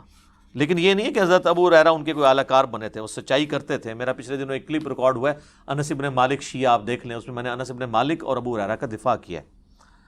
تو وہ کہتا ہے کہ جی میں بیٹھا ہوا تھا, مروان بن حکم, حضرت ابو ہریرہ بھی. تو حضرت ابو ہریرہ نے کہا مجھے صادق اور مصدوق نے یہ فرمایا تھا, سچے نے اور جس کی تصدیق کی گئی, کہ میری امت کی ہلاکت خاندان قریش کے نوجوان لڑکوں کے ہاتھ میں ہوگی. اب وہ ڈائریکٹ تو نہیں کہہ سکتے تھے بنو امیہ یا بنو مروان، وہ تو مسند ابی یعلا کے اندر موجود ہے حدیث. حضرت ابو ہریرہ ہی روایت کر رہے ہیں کہ نبی علیہ السلام نے اپنی وفات سے چند دن پہلے خواب دیکھا کہ بنو حکم کے جو بندر ہیں وہ میرے ممبر کے اوپر کود رہے ہیں، اور پھر وفات تک حضور کو مسکراتے ہوئے نہیں دیکھا گیا. یعنی آپ اتنے دکھی ہوئے، آپ کو بتا دیا گیا تھا کہ آپ کے ممبر پہ یہ مسلط ہو جائیں گے. تو حضرت ابو ہریرہ کہتے ہیں کہ یہ بنو جو قریش ہیں ان کے ہاتھوں اس امت کی تباہی ہونے والی ہے. یہ سن کر مروان کہنے لگا ان چھوکروں پر اللہ کی لعنت ہو، حالانکہ وہ خود بھی تھا اس میں شامل نا. تو حضرت ابو ہریرہ نے فرمایا اگر میں چاہوں تو میں بنو فلاں اور بنو فلاں کا نام لے لے کر بتا سکتا ہوں کہ وہ کون ہے. ظاہر ہے وہی تھا نا حکمران، تو اب وہ نام لیتے تو پھر حضرت ابو ہریرہ بھی شہادت کے درجے پہ پہنچتے نا. تو وہ انہوں نے آخری درجہ اڈاپٹ کیا، اور یہ جائز ہے. یہ بعض لوگ جو تان کرتے ہیں نا حضرت ابو ہریرہ کے اوپر، بھئی آپ حضرت ابو ہریرہ کو حسین بن علی تو نہ سمجھیں. مسلم شریف میں حدیث ہے کہ برائی کو ہو سکے تو ہاتھ سے روکو، ہاتھ سے نہیں روک سکتے تو زبان سے، نہیں تو کم از کم دل میں برا جانو. تو یہ حضرت ابو ہریرہ درمیان کے درجے میں تھے، زبان سے بھی کچھ بیان کیا اور دل میں تو ظاہر ان کو برا سمجھتے تھے. تو کہتے ہیں میں چاہوں تو فلاں فلاں بتا سکتا ہوں. راوی حدیث کہتے ہیں جب وہ لوگ شام کے حکمران بن گئے تو میں اپنے دادا اس سعید تابعی کے ساتھ بنو مروان کے پاس جایا کرتا تھا. تو میرے دادا جان جب ان کم عمر لڑکوں کو حکمران دیکھتے تھے تو کہتے تھے مجھے لگتا ہے یہ وہی لڑکے ہیں جن کا ذکر حضرت ابو ہریرہ کیا کرتے تھے. اچھا اسی حدیث کے اندر موجود ہے، وہ حدیث کا راوی کہہ رہا ہے. اور آپ بہتر جانتے تھے، یعنی وہ ان کا پوتا کہتا ہے سعید تابعی بہتر جانتے تھے کہ یہی وہ لوگ ہیں جن کے بارے میں. اسی کو سپورٹیو حدیث صحیح مسلم میں حضرت ابو ہریرہ کہتے ہیں کہ نبی علیہ السلام نے فرمایا تھا کہ قریش کا یہ قبیلہ میری امت کی اینٹ سے اینٹ بجا دے گا. قریش کا قبیلہ کون سا؟ بنو امیہ. تو نبی علیہ السلام سے صحابہ نے پوچھا کہ یا رسول اللہ آپ ہمیں کیا حکم دیتے ہیں؟ تو آپ نے فرمایا کہ میں امت کو یہ حکم دیتا ہوں کاش میری امت ان سے الگ رہے، اس سسٹم کا حصہ نہ بنے. لیکن یہ امت کی بدقسمتی ہے کہ اس سسٹم کا حصہ بنی. تو یہ میرے بھائیوں آپ کو یعنی پتہ چل گیا یہ لونڈے کون تھے، یہ بنو امیہ ہی کے تھے. ایون یہ جو ابن حجر اسقلانی نے فتح الباری میں انہی احادیث کی شرح کے اندر لکھا ہے کہ ان لونڈوں میں پہلا لونڈا جو ہے وہ یزید ابن معاویہ ہے. اب میرے بھائیوں اس کو میں کنکلوڈ کرتا ہوں. آخر میں یزید ابن معاویہ کے دفاع کے اندر جو کچھ وہ باتیں کرتے ہیں اور اس کے کچھ کالے کرتوت، 3 کالے کرتوت اس کے بتاؤں گا، اور 7 دوزخ کے دروازوں کی نسبت سے. سورہ ہجر میں ہے نا کہ دوزخ کے دروازے 7 ہیں. 7 جھوٹے دفاع جو بڑے بڑے کیے جاتے ہیں نا یزید کے بارے میں، وہ میں مختصراً کور کروں گا. اگرچہ میں پہلے کر چکا ہوں. اچھا میں یہاں پہ آپ کو ضمناً بتا دوں، کربلا کو آپ نے سمجھنا ہے تو 20 گھنٹے کم از کم چاہیے، یا آپ ڈائریکٹ اس پمفلٹ کو آپ پڑھ لیں. میری 3 نشستیں ضرور دیکھیں. مجلس نمبر 28، مجلس نمبر 63 اور مجلس نمبر 80، یہ 3 مجالس آپ دیکھ لیں. اور چوتھا ایک لیکچر ہے جس میں 100 کوسچنز ہیں، علی الاحسن نقوی نے مجھ سے 1 to 1 کیے ہیں، 157 A اور B. تو یہ آپ کو سارے معاملات انشاءاللہ تعالیٰ کلیئر ہو جائیں گے. اور یہ نہ سمجھیے گا یہ کوئی آج کا موضوع ہے، یہ شروع سے ہمارے ائمہ ڈسکس کرتے رہے ہیں. المصنف ابن ابی شیبہ میں باقاعدہ آخری چیپٹر ہے جنگ جمل صفین اور نہروان کے اوپر، الگ سے چیپٹرز موجود ہیں. یہ کہتے ہیں نا سلف کا فہم دکھائیں کہ اس کو موضوع بنایا ہو. بھائی امام ابن ابی شیبہ جو بخاری مسلم کے استاد ہیں، اور مسلم میں 1500 حدیثیں ابن ابی شیبہ سے لی ہیں امام مسلم نے. انہوں نے چیپٹر باندھے ہیں جنگ جمل صفین اور نہروان کے اوپر، اور وہ چیپٹر ہم نے اپنی ویب سائٹ کے اوپر اپلوڈ کیا ہوا ہے ریسرچ پیپر نمبر 5C کے عنوان سے. وہ آپ دیکھ سکتے ہیں. 187 احادیث اور آثار اس میں جمع کیے ہیں. اور یزید کے اوپر تو چند بڑے محدثین میں سے محدث جن کی ابن تیمیہ بھی تعریف کرتے ہیں. اگر ابن تیمیہ کسی کو سنی مان رہا ہے تو اب سنیت کا سرٹیفکیٹ تو اور کسی سے لینے کی ضرورت نہیں ہے. اور امام مان رہا ہے ان کو، ابن کثیر بھی، امام زہبی بھی. وہ ہیں امام ابن جوزی المتوفا 597 ہجری. یہ شیخ عبد القادر جیلانی المتوفا 561 ہجری کے شاگرد بھی ہیں ابن جوزی، اور یہ فوت ہوئے 597 میں.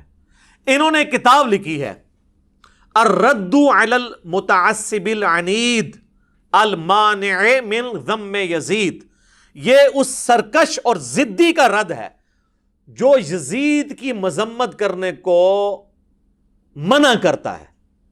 ان کے زمانے میں ایک ناصبی تھا عبد المغیث، تو اس کے رد میں ابن جوزی نے ایک کتاب لکھی، الحمدللہ اس کا اردو ترجمہ بھی ہو چکا ہے کئی سال پہلے ہماری ویب سائٹ کے اوپر بکس والے پورشن میں، ادر بکس میں آپ جائیں تو 9 نمبر پہ یہ بک ہے، ڈاؤن لوڈ کریں، 160 پیجز ہیں، اردو میں ترجمہ ہوا ہے، دیوبندیوں نے کیا ہے، شاہ نفیس اکیڈمی سے شائع ہوا ہے، اور وہ شاہ نفیس رحمہ اللہ تعالیٰ بڑے حسینی منہج کے تھے، جن کی ہم نے منقبت بھی ابو بکر عمر عثمان و علی کی شان میں پڑھوائی تھی، انہوں نے اس کا ترجمہ کروایا تھا۔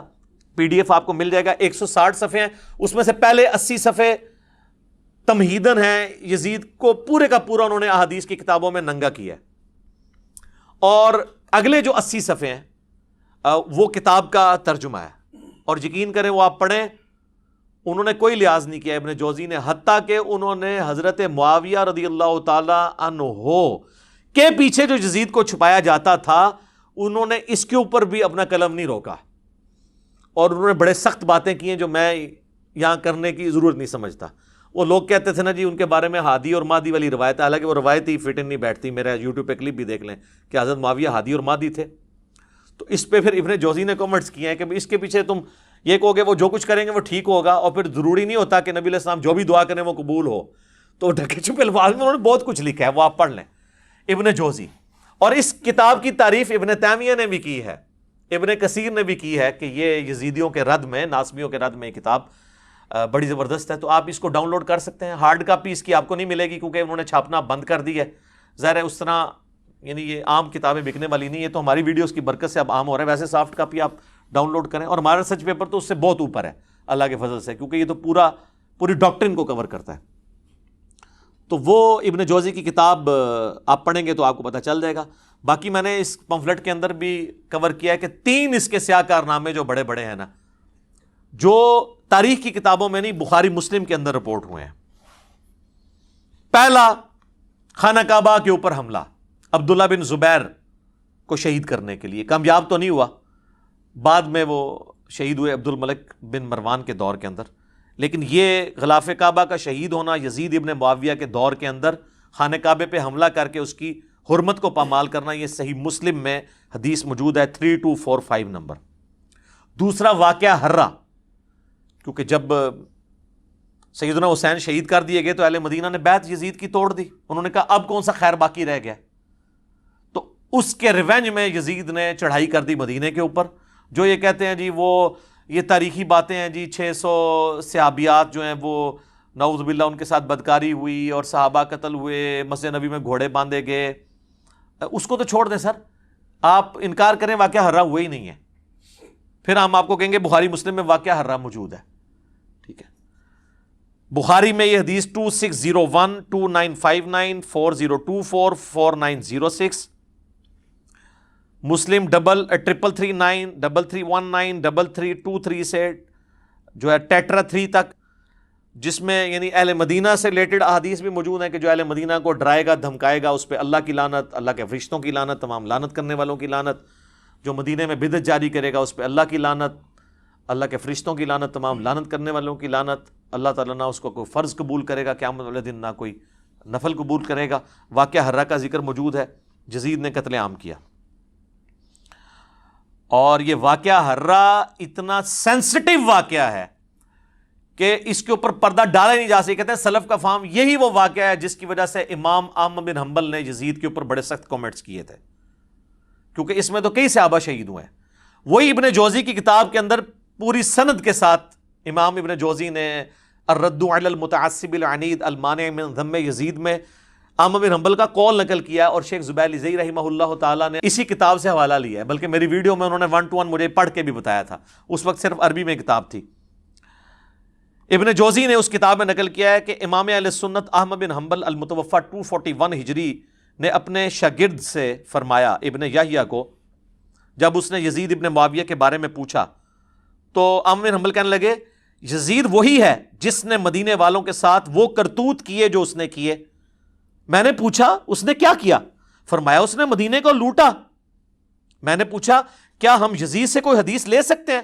فرمایا یزید سے حدیث مت بیان کرو، اور کسی کے لیے جائز نہیں کہ وہ یزید سے کوئی ایک حدیث بھی بیان کرے۔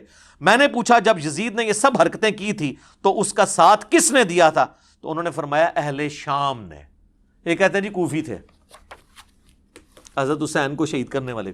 بھئی وہ کوفہ کے اگر الفاظ بخاری میں آتے ہیں کہ عبداللہ بن عمر نے کہا کہ جب ان سے مکھی اور مچھر کا مسئلہ پوچھا گیا، انہوں نے کہا تم لوگ یہ بات کرتے ہو، تم نے تو حسین ابن علی کو شہید کر دیا، جن کے بارے میں نے نبی علیہ السلام سے خود سنا تھا کہ حسن و حسین دنیا میں میرے دو پھول ہیں، بخاری میں حدیث ہے۔ وہ کہتے ہیں وہ کوفیوں کو انہوں نے کہا۔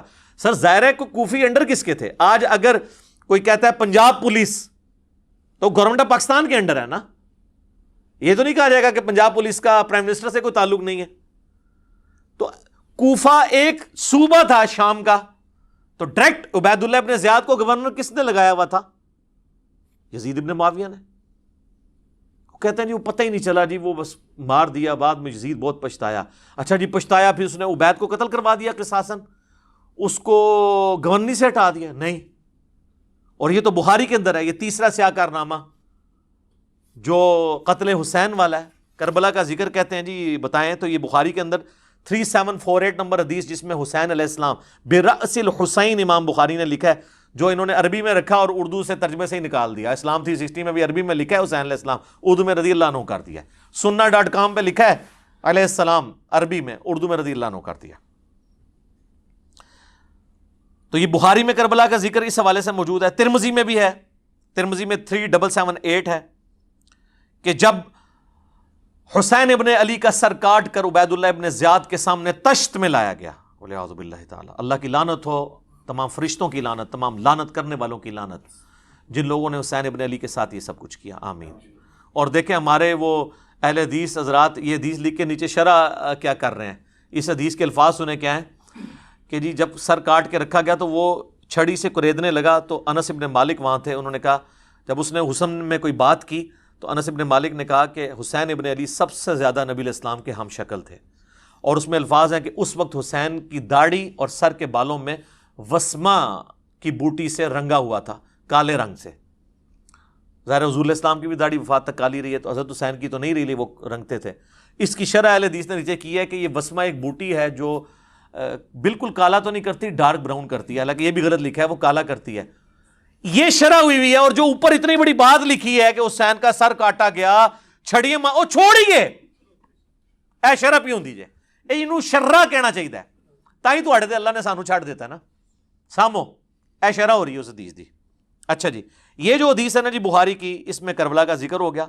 اسی طریقے سے بخاری میں اور مسلم میں ایک حدیث ہے کہ جب امام سجاد جو ہے، امام زین العابدین شام سے واپس آئے مدینہ شریف، تو مسور بن مخرمہ کہتے ہیں میں ان کی خدمت میں حاضر ہوا اور کہا کہ آپ کے پاس جو رسول اللہ کی تلوار ہے، جو نبی علیہ السلام کے بعد حضرت علی کے پاس آئی، پھر مولا حسن کے پاس، پھر حسین علیہ السلام کے پاس، کربلا میں حضرت حسین وہ تلوار پکڑے ہوئے تھے، تو یہ تلوار آپ مجھے دے دیں، مجھے شک ہے کہ یہ لوگ آپ سے چھین لیں گے۔ کون؟ بریلوی دیوبندی اہل حدیث شیعہ بنو امیہ، میں اپنی جان سے بڑھ کے اس کی حفاظت کروں گا، بل وہ امام زین العابدین نے ان کو نہیں دی ہے۔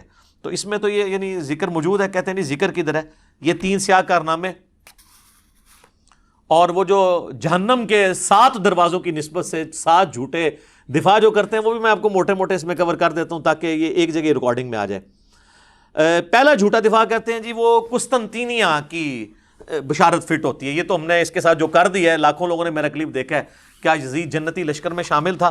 حدیث کی کتابوں سے بتایا کہ یہ بخاری میں جو حدیث ہے، یہ تو آپ آؤٹ آف کانٹیکسٹ آپ پیش کرتے ہیں۔ صحیح بخاری میں حدیث ہے کہ میری امت کا پہلا لشکر جو کیسر روم کے شہر پہ حملہ کرے گا ان کی بخشش ہوگی ہے۔ اس میں تو قسطنطینیہ کا ذکر ہی کوئی نہیں ہے۔ کیسر روم کا شہر نبی علیہ السلام کے زمانے میں حمص تھا، اور وہاں پہ حملہ کیا ابو عبیدہ ابن جراح نے۔ اگر کوئی اسے قسطنطینیہ بھی مانتا ہے، یا اردو میں قسطنطنیہ،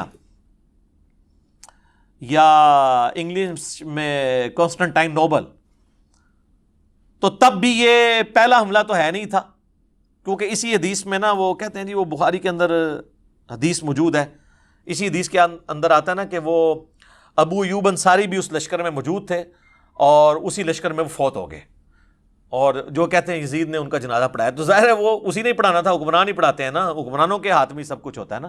وہ تو امام حسن کا جنازہ بھی مروان بن حکم نے پڑھایا، حضرت حسین کو نہیں پڑھانے دیا۔ لیکن وہ حضرت حسین نے کمپرومائز کیا کہ اب یہ حکمران ہے, شریعت کو تو فالو کرنا ہے. تو وہ کہتے ہیں دیکھیں یزید اس لشکر کا امیر تھا. اس میں پہلے کا تو ذکر ہی نہیں ہے کہ یہ یزید جس لشکر میں تھا وہ پہلا لشکر ہے. وہ اب آپ سنیں, یہ بخاری سے جو حدیث پیش کرتے ہیں نا ابو ایوب انصاری والی, یہ 1186 ہے. ابو داؤد میں 2512 نمبر حدیث ہے. ابو عمران تابی کہتے ہیں جب ہم قسطنطینیہ پہ حملے کے لیے پہنچے تو اس وقت ہمارے لشکر کے امیر عبد الرحمن بن خالد بن ولید تھے. تو یہ یزید سے الگ کوئی اور لشکر ہے. اور اس میں سیدنا ابو ایوب انصاری نے ہمیں ایک آیت کی تفسیر سمجھائی, اور پھر وہ اللہ کی راہ میں مسلسل جہاد کرتے رہے حتیٰ کہ آخر میں قسطنطینیہ میں دفن ہوئے. تو قسطنطینیہ پہ جو پہلا حملہ ہوا, اگر یہ 2 حملے بھی مانے جائیں, ویسے اس سے بھی پہلے ایک حملہ ہوا ہے, پھر بھی اگر یہ حملہ بھی پہلے مانا جائے تو حضرت خالد بن ولید کے بیٹے نے حملہ کیا ہے, کیونکہ اس میں ابو ایوب انصاری زندہ ہیں. اور بخاری میں جس حملے کا ذکر ہے جس میں یزید ابن معاویہ تھا, اس میں ابو ایوب انصاری 54 ہجری میں فوت ہوئے ہیں. وہ آخری حملہ تھا. ویسے اس کے بعد بھی حملے ہوئے ہیں, وہ تو پھر ہوتے رہے ہیں, حتیٰ کہ جا کے یہ سلطان محمد فاتح نے آ کے فتح کیا ہے, جو آپ ارطغرل دیکھ رہے ہیں آج کل. یہ 7واں سلطان ہے, اسی کی ارطغرل کی اولاد میں سے. یہ تو جا کے پھر 8ویں 9ویں صدی ہجری کے اندر آ کے فتح ہوا ہے. تو بہرحال بشارت حملہ کرنے والے کے لیے تھی. تو یہ تو فارغ ہوا ان کا دفاع. دوسرا کہتے ہیں جی یزید جی تابعی ہے. اس پہ میں وہ الیاس گھمن صاحب والا جواب دوں گا, انہوں نے بڑا پیارا جواب دیا. انہوں نے کہا تابعی کہتے ہیں اتباع کرنے والے کو, صحابی صرف صحبت سے ہو جاتا ہے, لیکن تابعی کسی صحابی کی صحبت سے نہیں ہوتا جب تک وہ صحابہ کا پیروکار نہ ہو. تو انہوں نے کہا کہ یزید ابن معاویہ تو تابعی ہے ہی نہیں ہے, کیونکہ انہوں نے اتباع تو صحابہ کی نہیں ہے. ایسے بہت پیارا جواب دیا ہے, زبردست. انہوں نے کہا تابعی تو ہوتا ہے اتباع کرنے والا, اس کے تو سارے کرتوت ہی برے ہیں. اچھا, تو اگر یہ تابعی ہے تو پھر سر حجاج ابن یوسف صحابہ کا قاتل, وہ بھی تابعی ہوا پھر. اور خوارج کلمہ گو اہل قبلہ تو تھے, وہ بھی سارے تابعین ہوئے. یہ سب فراڈ ہے. اس طریقے سے نہیں ہوتا کہ آپ چیزیں بنانا شروع کر دیں. اور اسی میں وہ حدیث بھی لیتے ہیں ترمذی سے کہ نبی علیہ السلام فرمایا جس نے مجھے دیکھا اسے آگ نہیں چھوئے گی, جس نے اس کو دیکھا اسے آگ نہیں چھوئے گی, جس نے اس کو دیکھا. وہ کہتے ہیں دیکھیں صحابہ تابعین تبع تابعین تک یہ چیز جاتی ہے تو سارے بخشے ہوئے. تو سر جتنے بڑے بڑے کذاب قسم کے احادیث میں راوی ہیں نا, زیادہ تر وہ قانوناً تابعین کے اندر موجود ہیں. خوارج بھی اس کے اندر آ جائیں گے تو ساروں کو بشارت ہوگی. پھر وہ کہیں گے نہیں.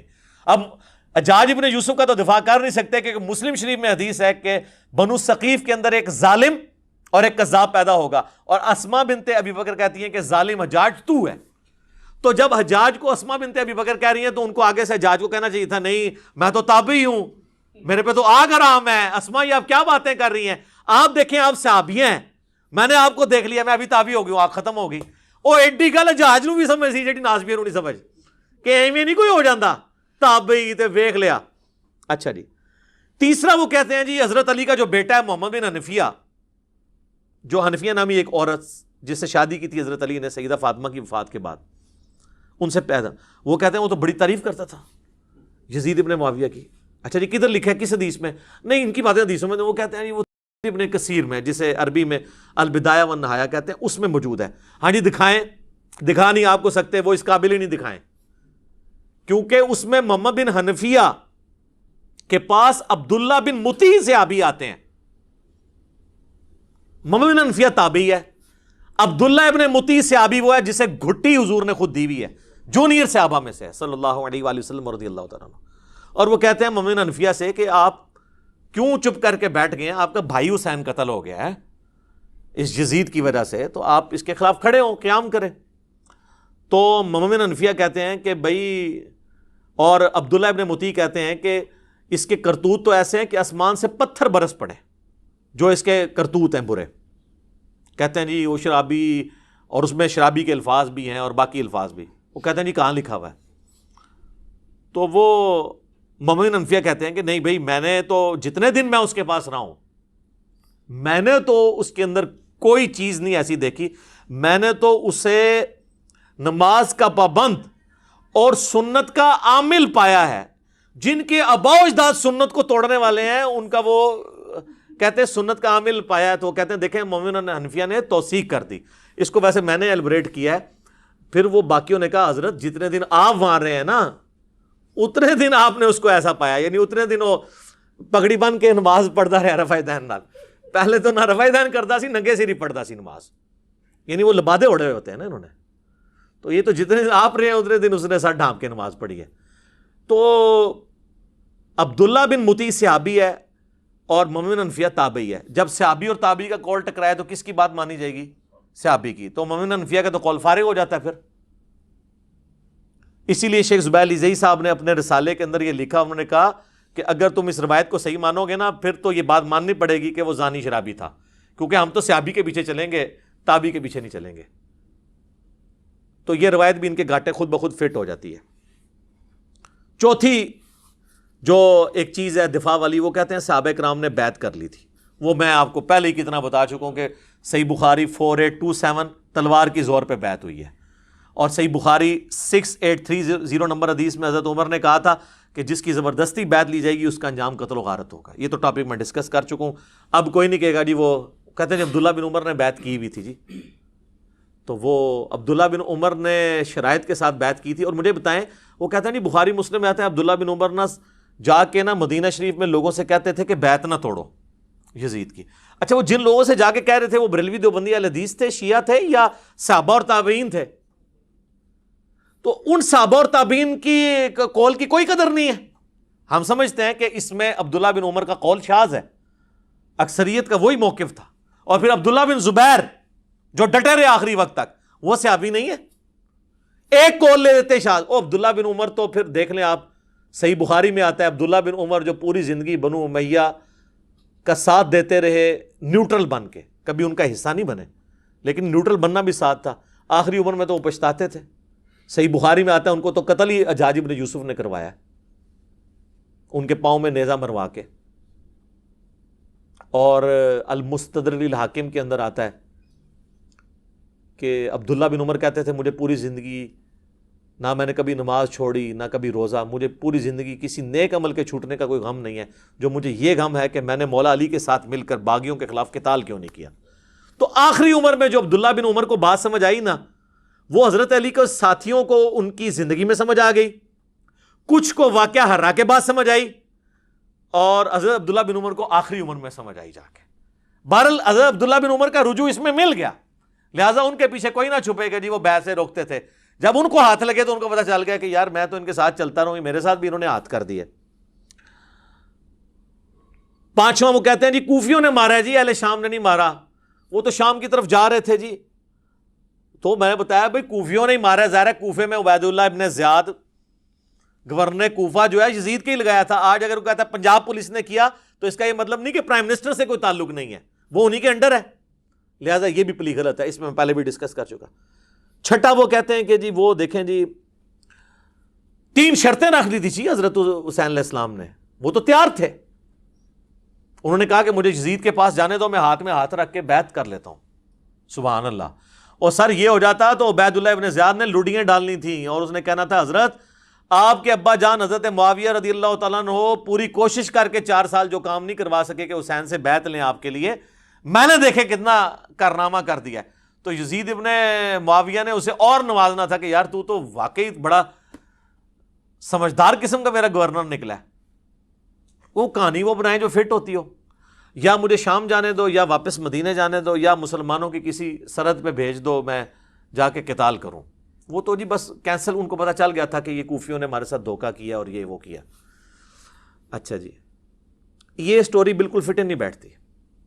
اور یہ جس کتاب سے لے کے آتے ہیں نا, انصاب الاشراف وہ کتاب ہے امام بلازری کی, پہلے 300 سال میں مسلمانوں کے ایک بڑے ائمہ میں سے. انصاب الاشراف یعنی وہ کتاب جس میں بڑے بڑے جو اشرافیہ ہیں, بڑے بڑے خاندانوں کے جو لوگ ہیں, ان کے فضائل بیان ہوئے ہیں. یعنی اس میں بنو ہاشم کے بھی, بنو امیہ, بنو عباس کے, اور جس میں بایوگرافی بھی لکھی ہے صحابہ اور تابعین کی, اس میں سے وہ لے کے آتے ہیں. کہتے ہیں جی اس کے اندر یہ موجود ہے. اور شیخ زبیر صاحب نے بھی فضائل صحابہ اپنی کتاب میں نا یہ لکھ دیا, لیکن انہوں نے انصاف یہ کیا کہ انہوں نے کہا کہ اس کی سند حلال بن یصاف تک تو ثابت ہے, لیکن حلال بن یصاف کا واقعہ کربلا میں ہونا بھی ثابت ہونا چاہیے نا. تو پھر مرنے سے پہلے انہوں نے اس کتاب سے ہی رجوع کر لیا. شیخ زبیر صاحب نے آخر میں اعلی حدیث رسالے میں لکھ دیا کہ انصاب الاشراف جو کتاب ہے یہ اپنے مصنف سے ثابت ہی نہیں ہے. ویسے زیادہ میجورٹی کا یہی موقف ہے کہ اپنے مصنف سے ثابت ہے. لیکن زبیر لجئی صاحب گھبرا گئے تھے. وہ مجھے کہتے تھے کہ اگر یہ انصاب الاشراف کو انہوں نے صحیح مان لیا نا تو پھر حضرت معاویہ کا کیا بنے گا, حضرت ابو سفیان کا کیا بنے گا, کیونکہ اسی انصاب الاشراف میں بالکل صحیح سند کے ساتھ ایک چیز موجود ہے جو باقی اہل سنت کی کتابوں میں کوڈ ورڈز میں ہے. مسند البزار میں بھی ہے اور مجموع الزوائد میں بھی ہے. امام حیثمی جو ابن حجر اسقلانی کے استاد ہیں انہوں نے بھی لیا کہ نبی علیہ السلام کے سامنے سے ایک اونٹ گزر رہا تھا. آپ نے فرمایا کہ اونٹ پہ بیٹھے ہوئے پہ بھی اللہ کی لعنت, اس کی مہار پکڑنے والے پہ بھی اللہ کی لعنت, اس کو ہانکنے والے پہ بھی اللہ کی لعنت. یہ حدیث ختم. اس حدیث سے کون سی خدمت ہوئی ہے پتہ ہی نہیں کہ کون ہوا, کیا ہوا, کس وجہ سے لعنت ہوئی. مسند البزار اور مجموع الزوائد میں یہ دوری روایت ہے. لیکن انصاب الاشراف میں ان 3 بندوں کے نام ہیں, وہ میں کوڈ ورڈز میں آپ کو بتا دیتا ہوں. اونٹ کے اوپر امیر شام کے والد محترم بیٹھے ہوئے تھے. اونٹ کی مہار امیر شام کے ہاتھ میں تھی. امیر شام میں یزید کو نہیں کہہ رہا, ان کے والد کو کہہ رہا ہوں. اور ہانکنے والے امیر شام کے بھائی تھے. جو مسند البزار اور مجموع الزوائد میں لکھا ہے کہ اونٹ بیٹھے ہوئے پہ بھی لعنت, ہانکنے والے پہ بھی لعنت, مہار والے پہ بھی لعنت. تو شیخ زبیر صاحب کہتے تھے پھر اس روایت کو بھی صحیح ماننے, تو انہوں نے کہا حضرت معاویہ کو بچانے کا, ابو سفیان کو بچانے کا رضی اللہ عنہما طریقہ یہ ہے کہ اس کتاب سے اعلان برات کر.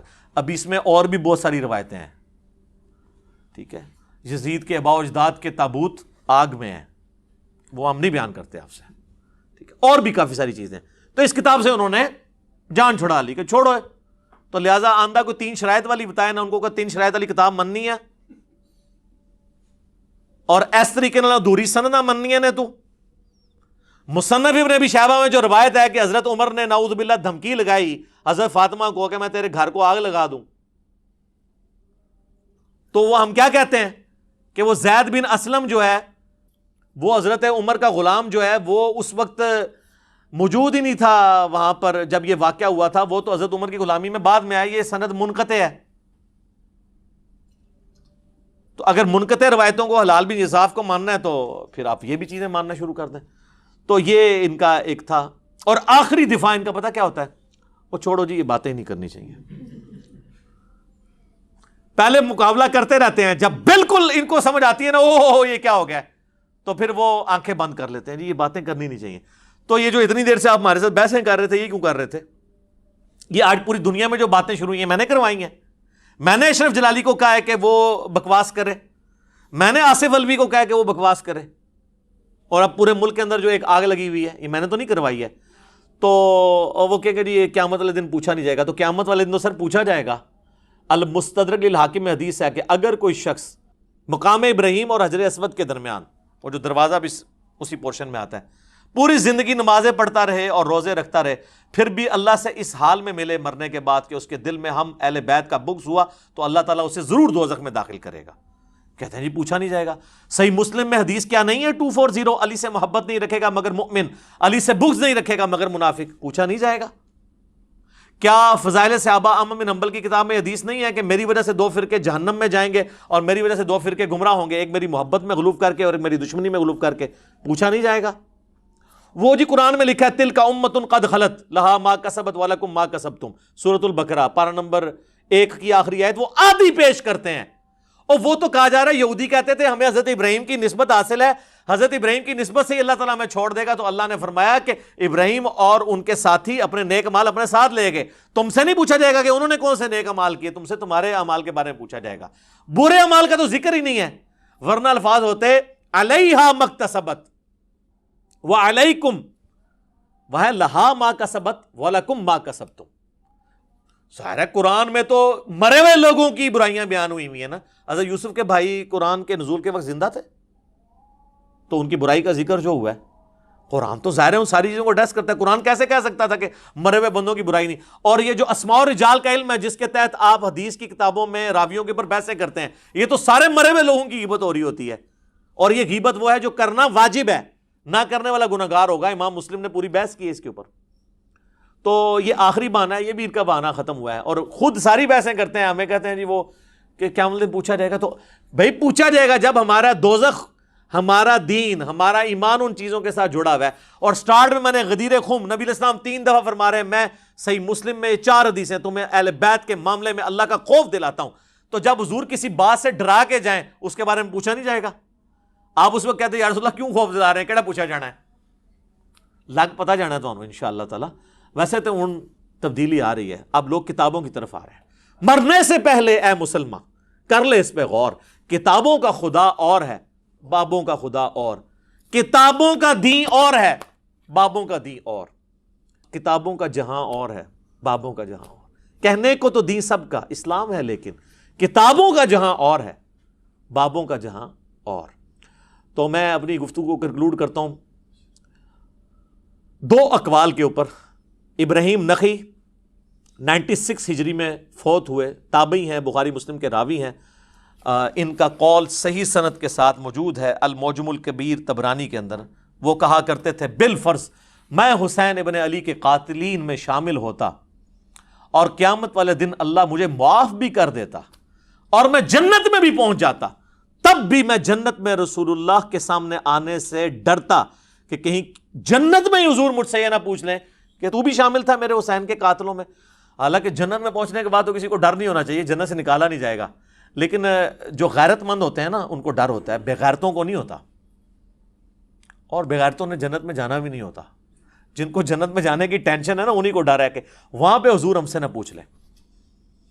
اور دوسرا امام محمد بن ادریس الشافعی المتوفا 204 ہجری کا مشہور زمانہ شعر جو تمام اسماء و رجال کی کتابوں میں نقل ہوا، ابن تیمیہ نے بھی نقل کیا، ان کے شاگرد امام ذہبی نے بھی نقل کیا.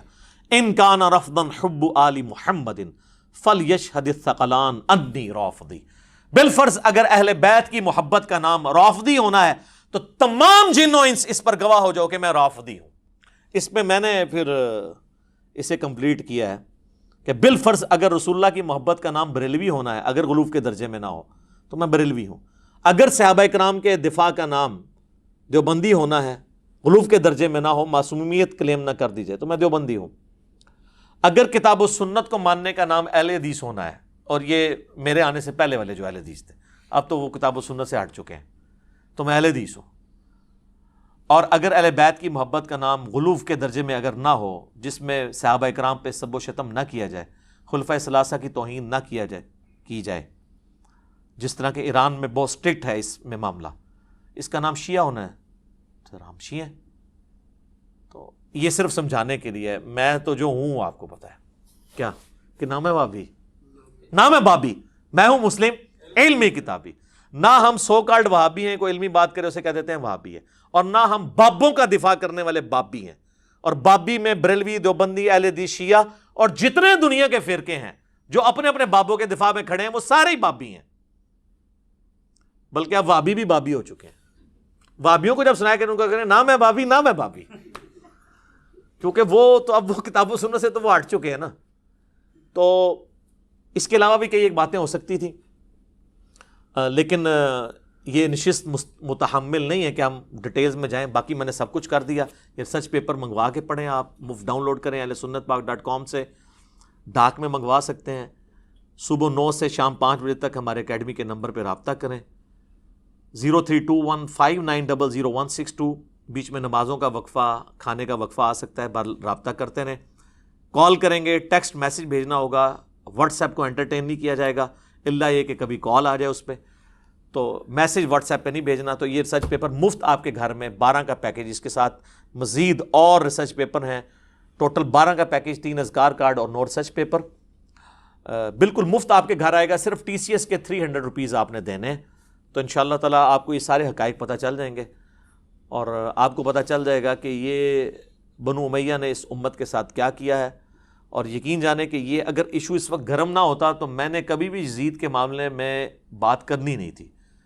میں یہ سمجھتا ہوں کہ یزید کے معاملے کو اٹھانا ہمارے سنیت کے مقدمے کو کمزور کرتا ہے. اصل مسئلہ یزید سے پہلے بگڑ چکا تھا. وہ لوگ پھر سامنے نہیں آتے ہیں، یعنی بنو امیہ، اور وہ یزید کے پیچھے چھپنے کی کوشش کرتے ہیں. یزید کی تو کوئی اوقات ہی نہیں ہے سر.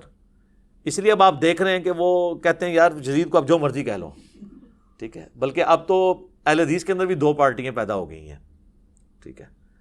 تو بہرحال ہم نے کوشش کی ہے کہ ہم کتابی باتیں آپ سے کریں، حکمرانوں کی لکھائی ہوئی تاریخ نہیں بلکہ محدثین کی محنت سے جمع کی ہوئی صحیح الاسناد احادیث. اس میں جو حق بات میں نے کہی اللہ تعالیٰ ہمارے دلوں میں راسخ فرمائے، اور اگر کوئی غلط بات میرے منہ سے نکل گئی تو اللہ تعالیٰ ہمارے دلوں سے اسے دھو دے، ہمیں معاف بھی فرما دے، ہمیں کتاب و سنت کی تعلیمات پر عمل کر کے دوسرے بھائیوں تک پہنچانے کی توفیق عطا فرمائے. سبحانک اللہم و بحمدک، اشہد ان لا الہ الا انت، استغفرک و اتوب الیک. صلاۃ بر محمد و آل محمد، اللہم صلی علی محمد و علی آل محمد و اصحابہ و ازواجہ و اہل بیتہ اجمعین الی یوم الدین، وما علینا الا البلاغ المبین. جزاکم اللہ خیر.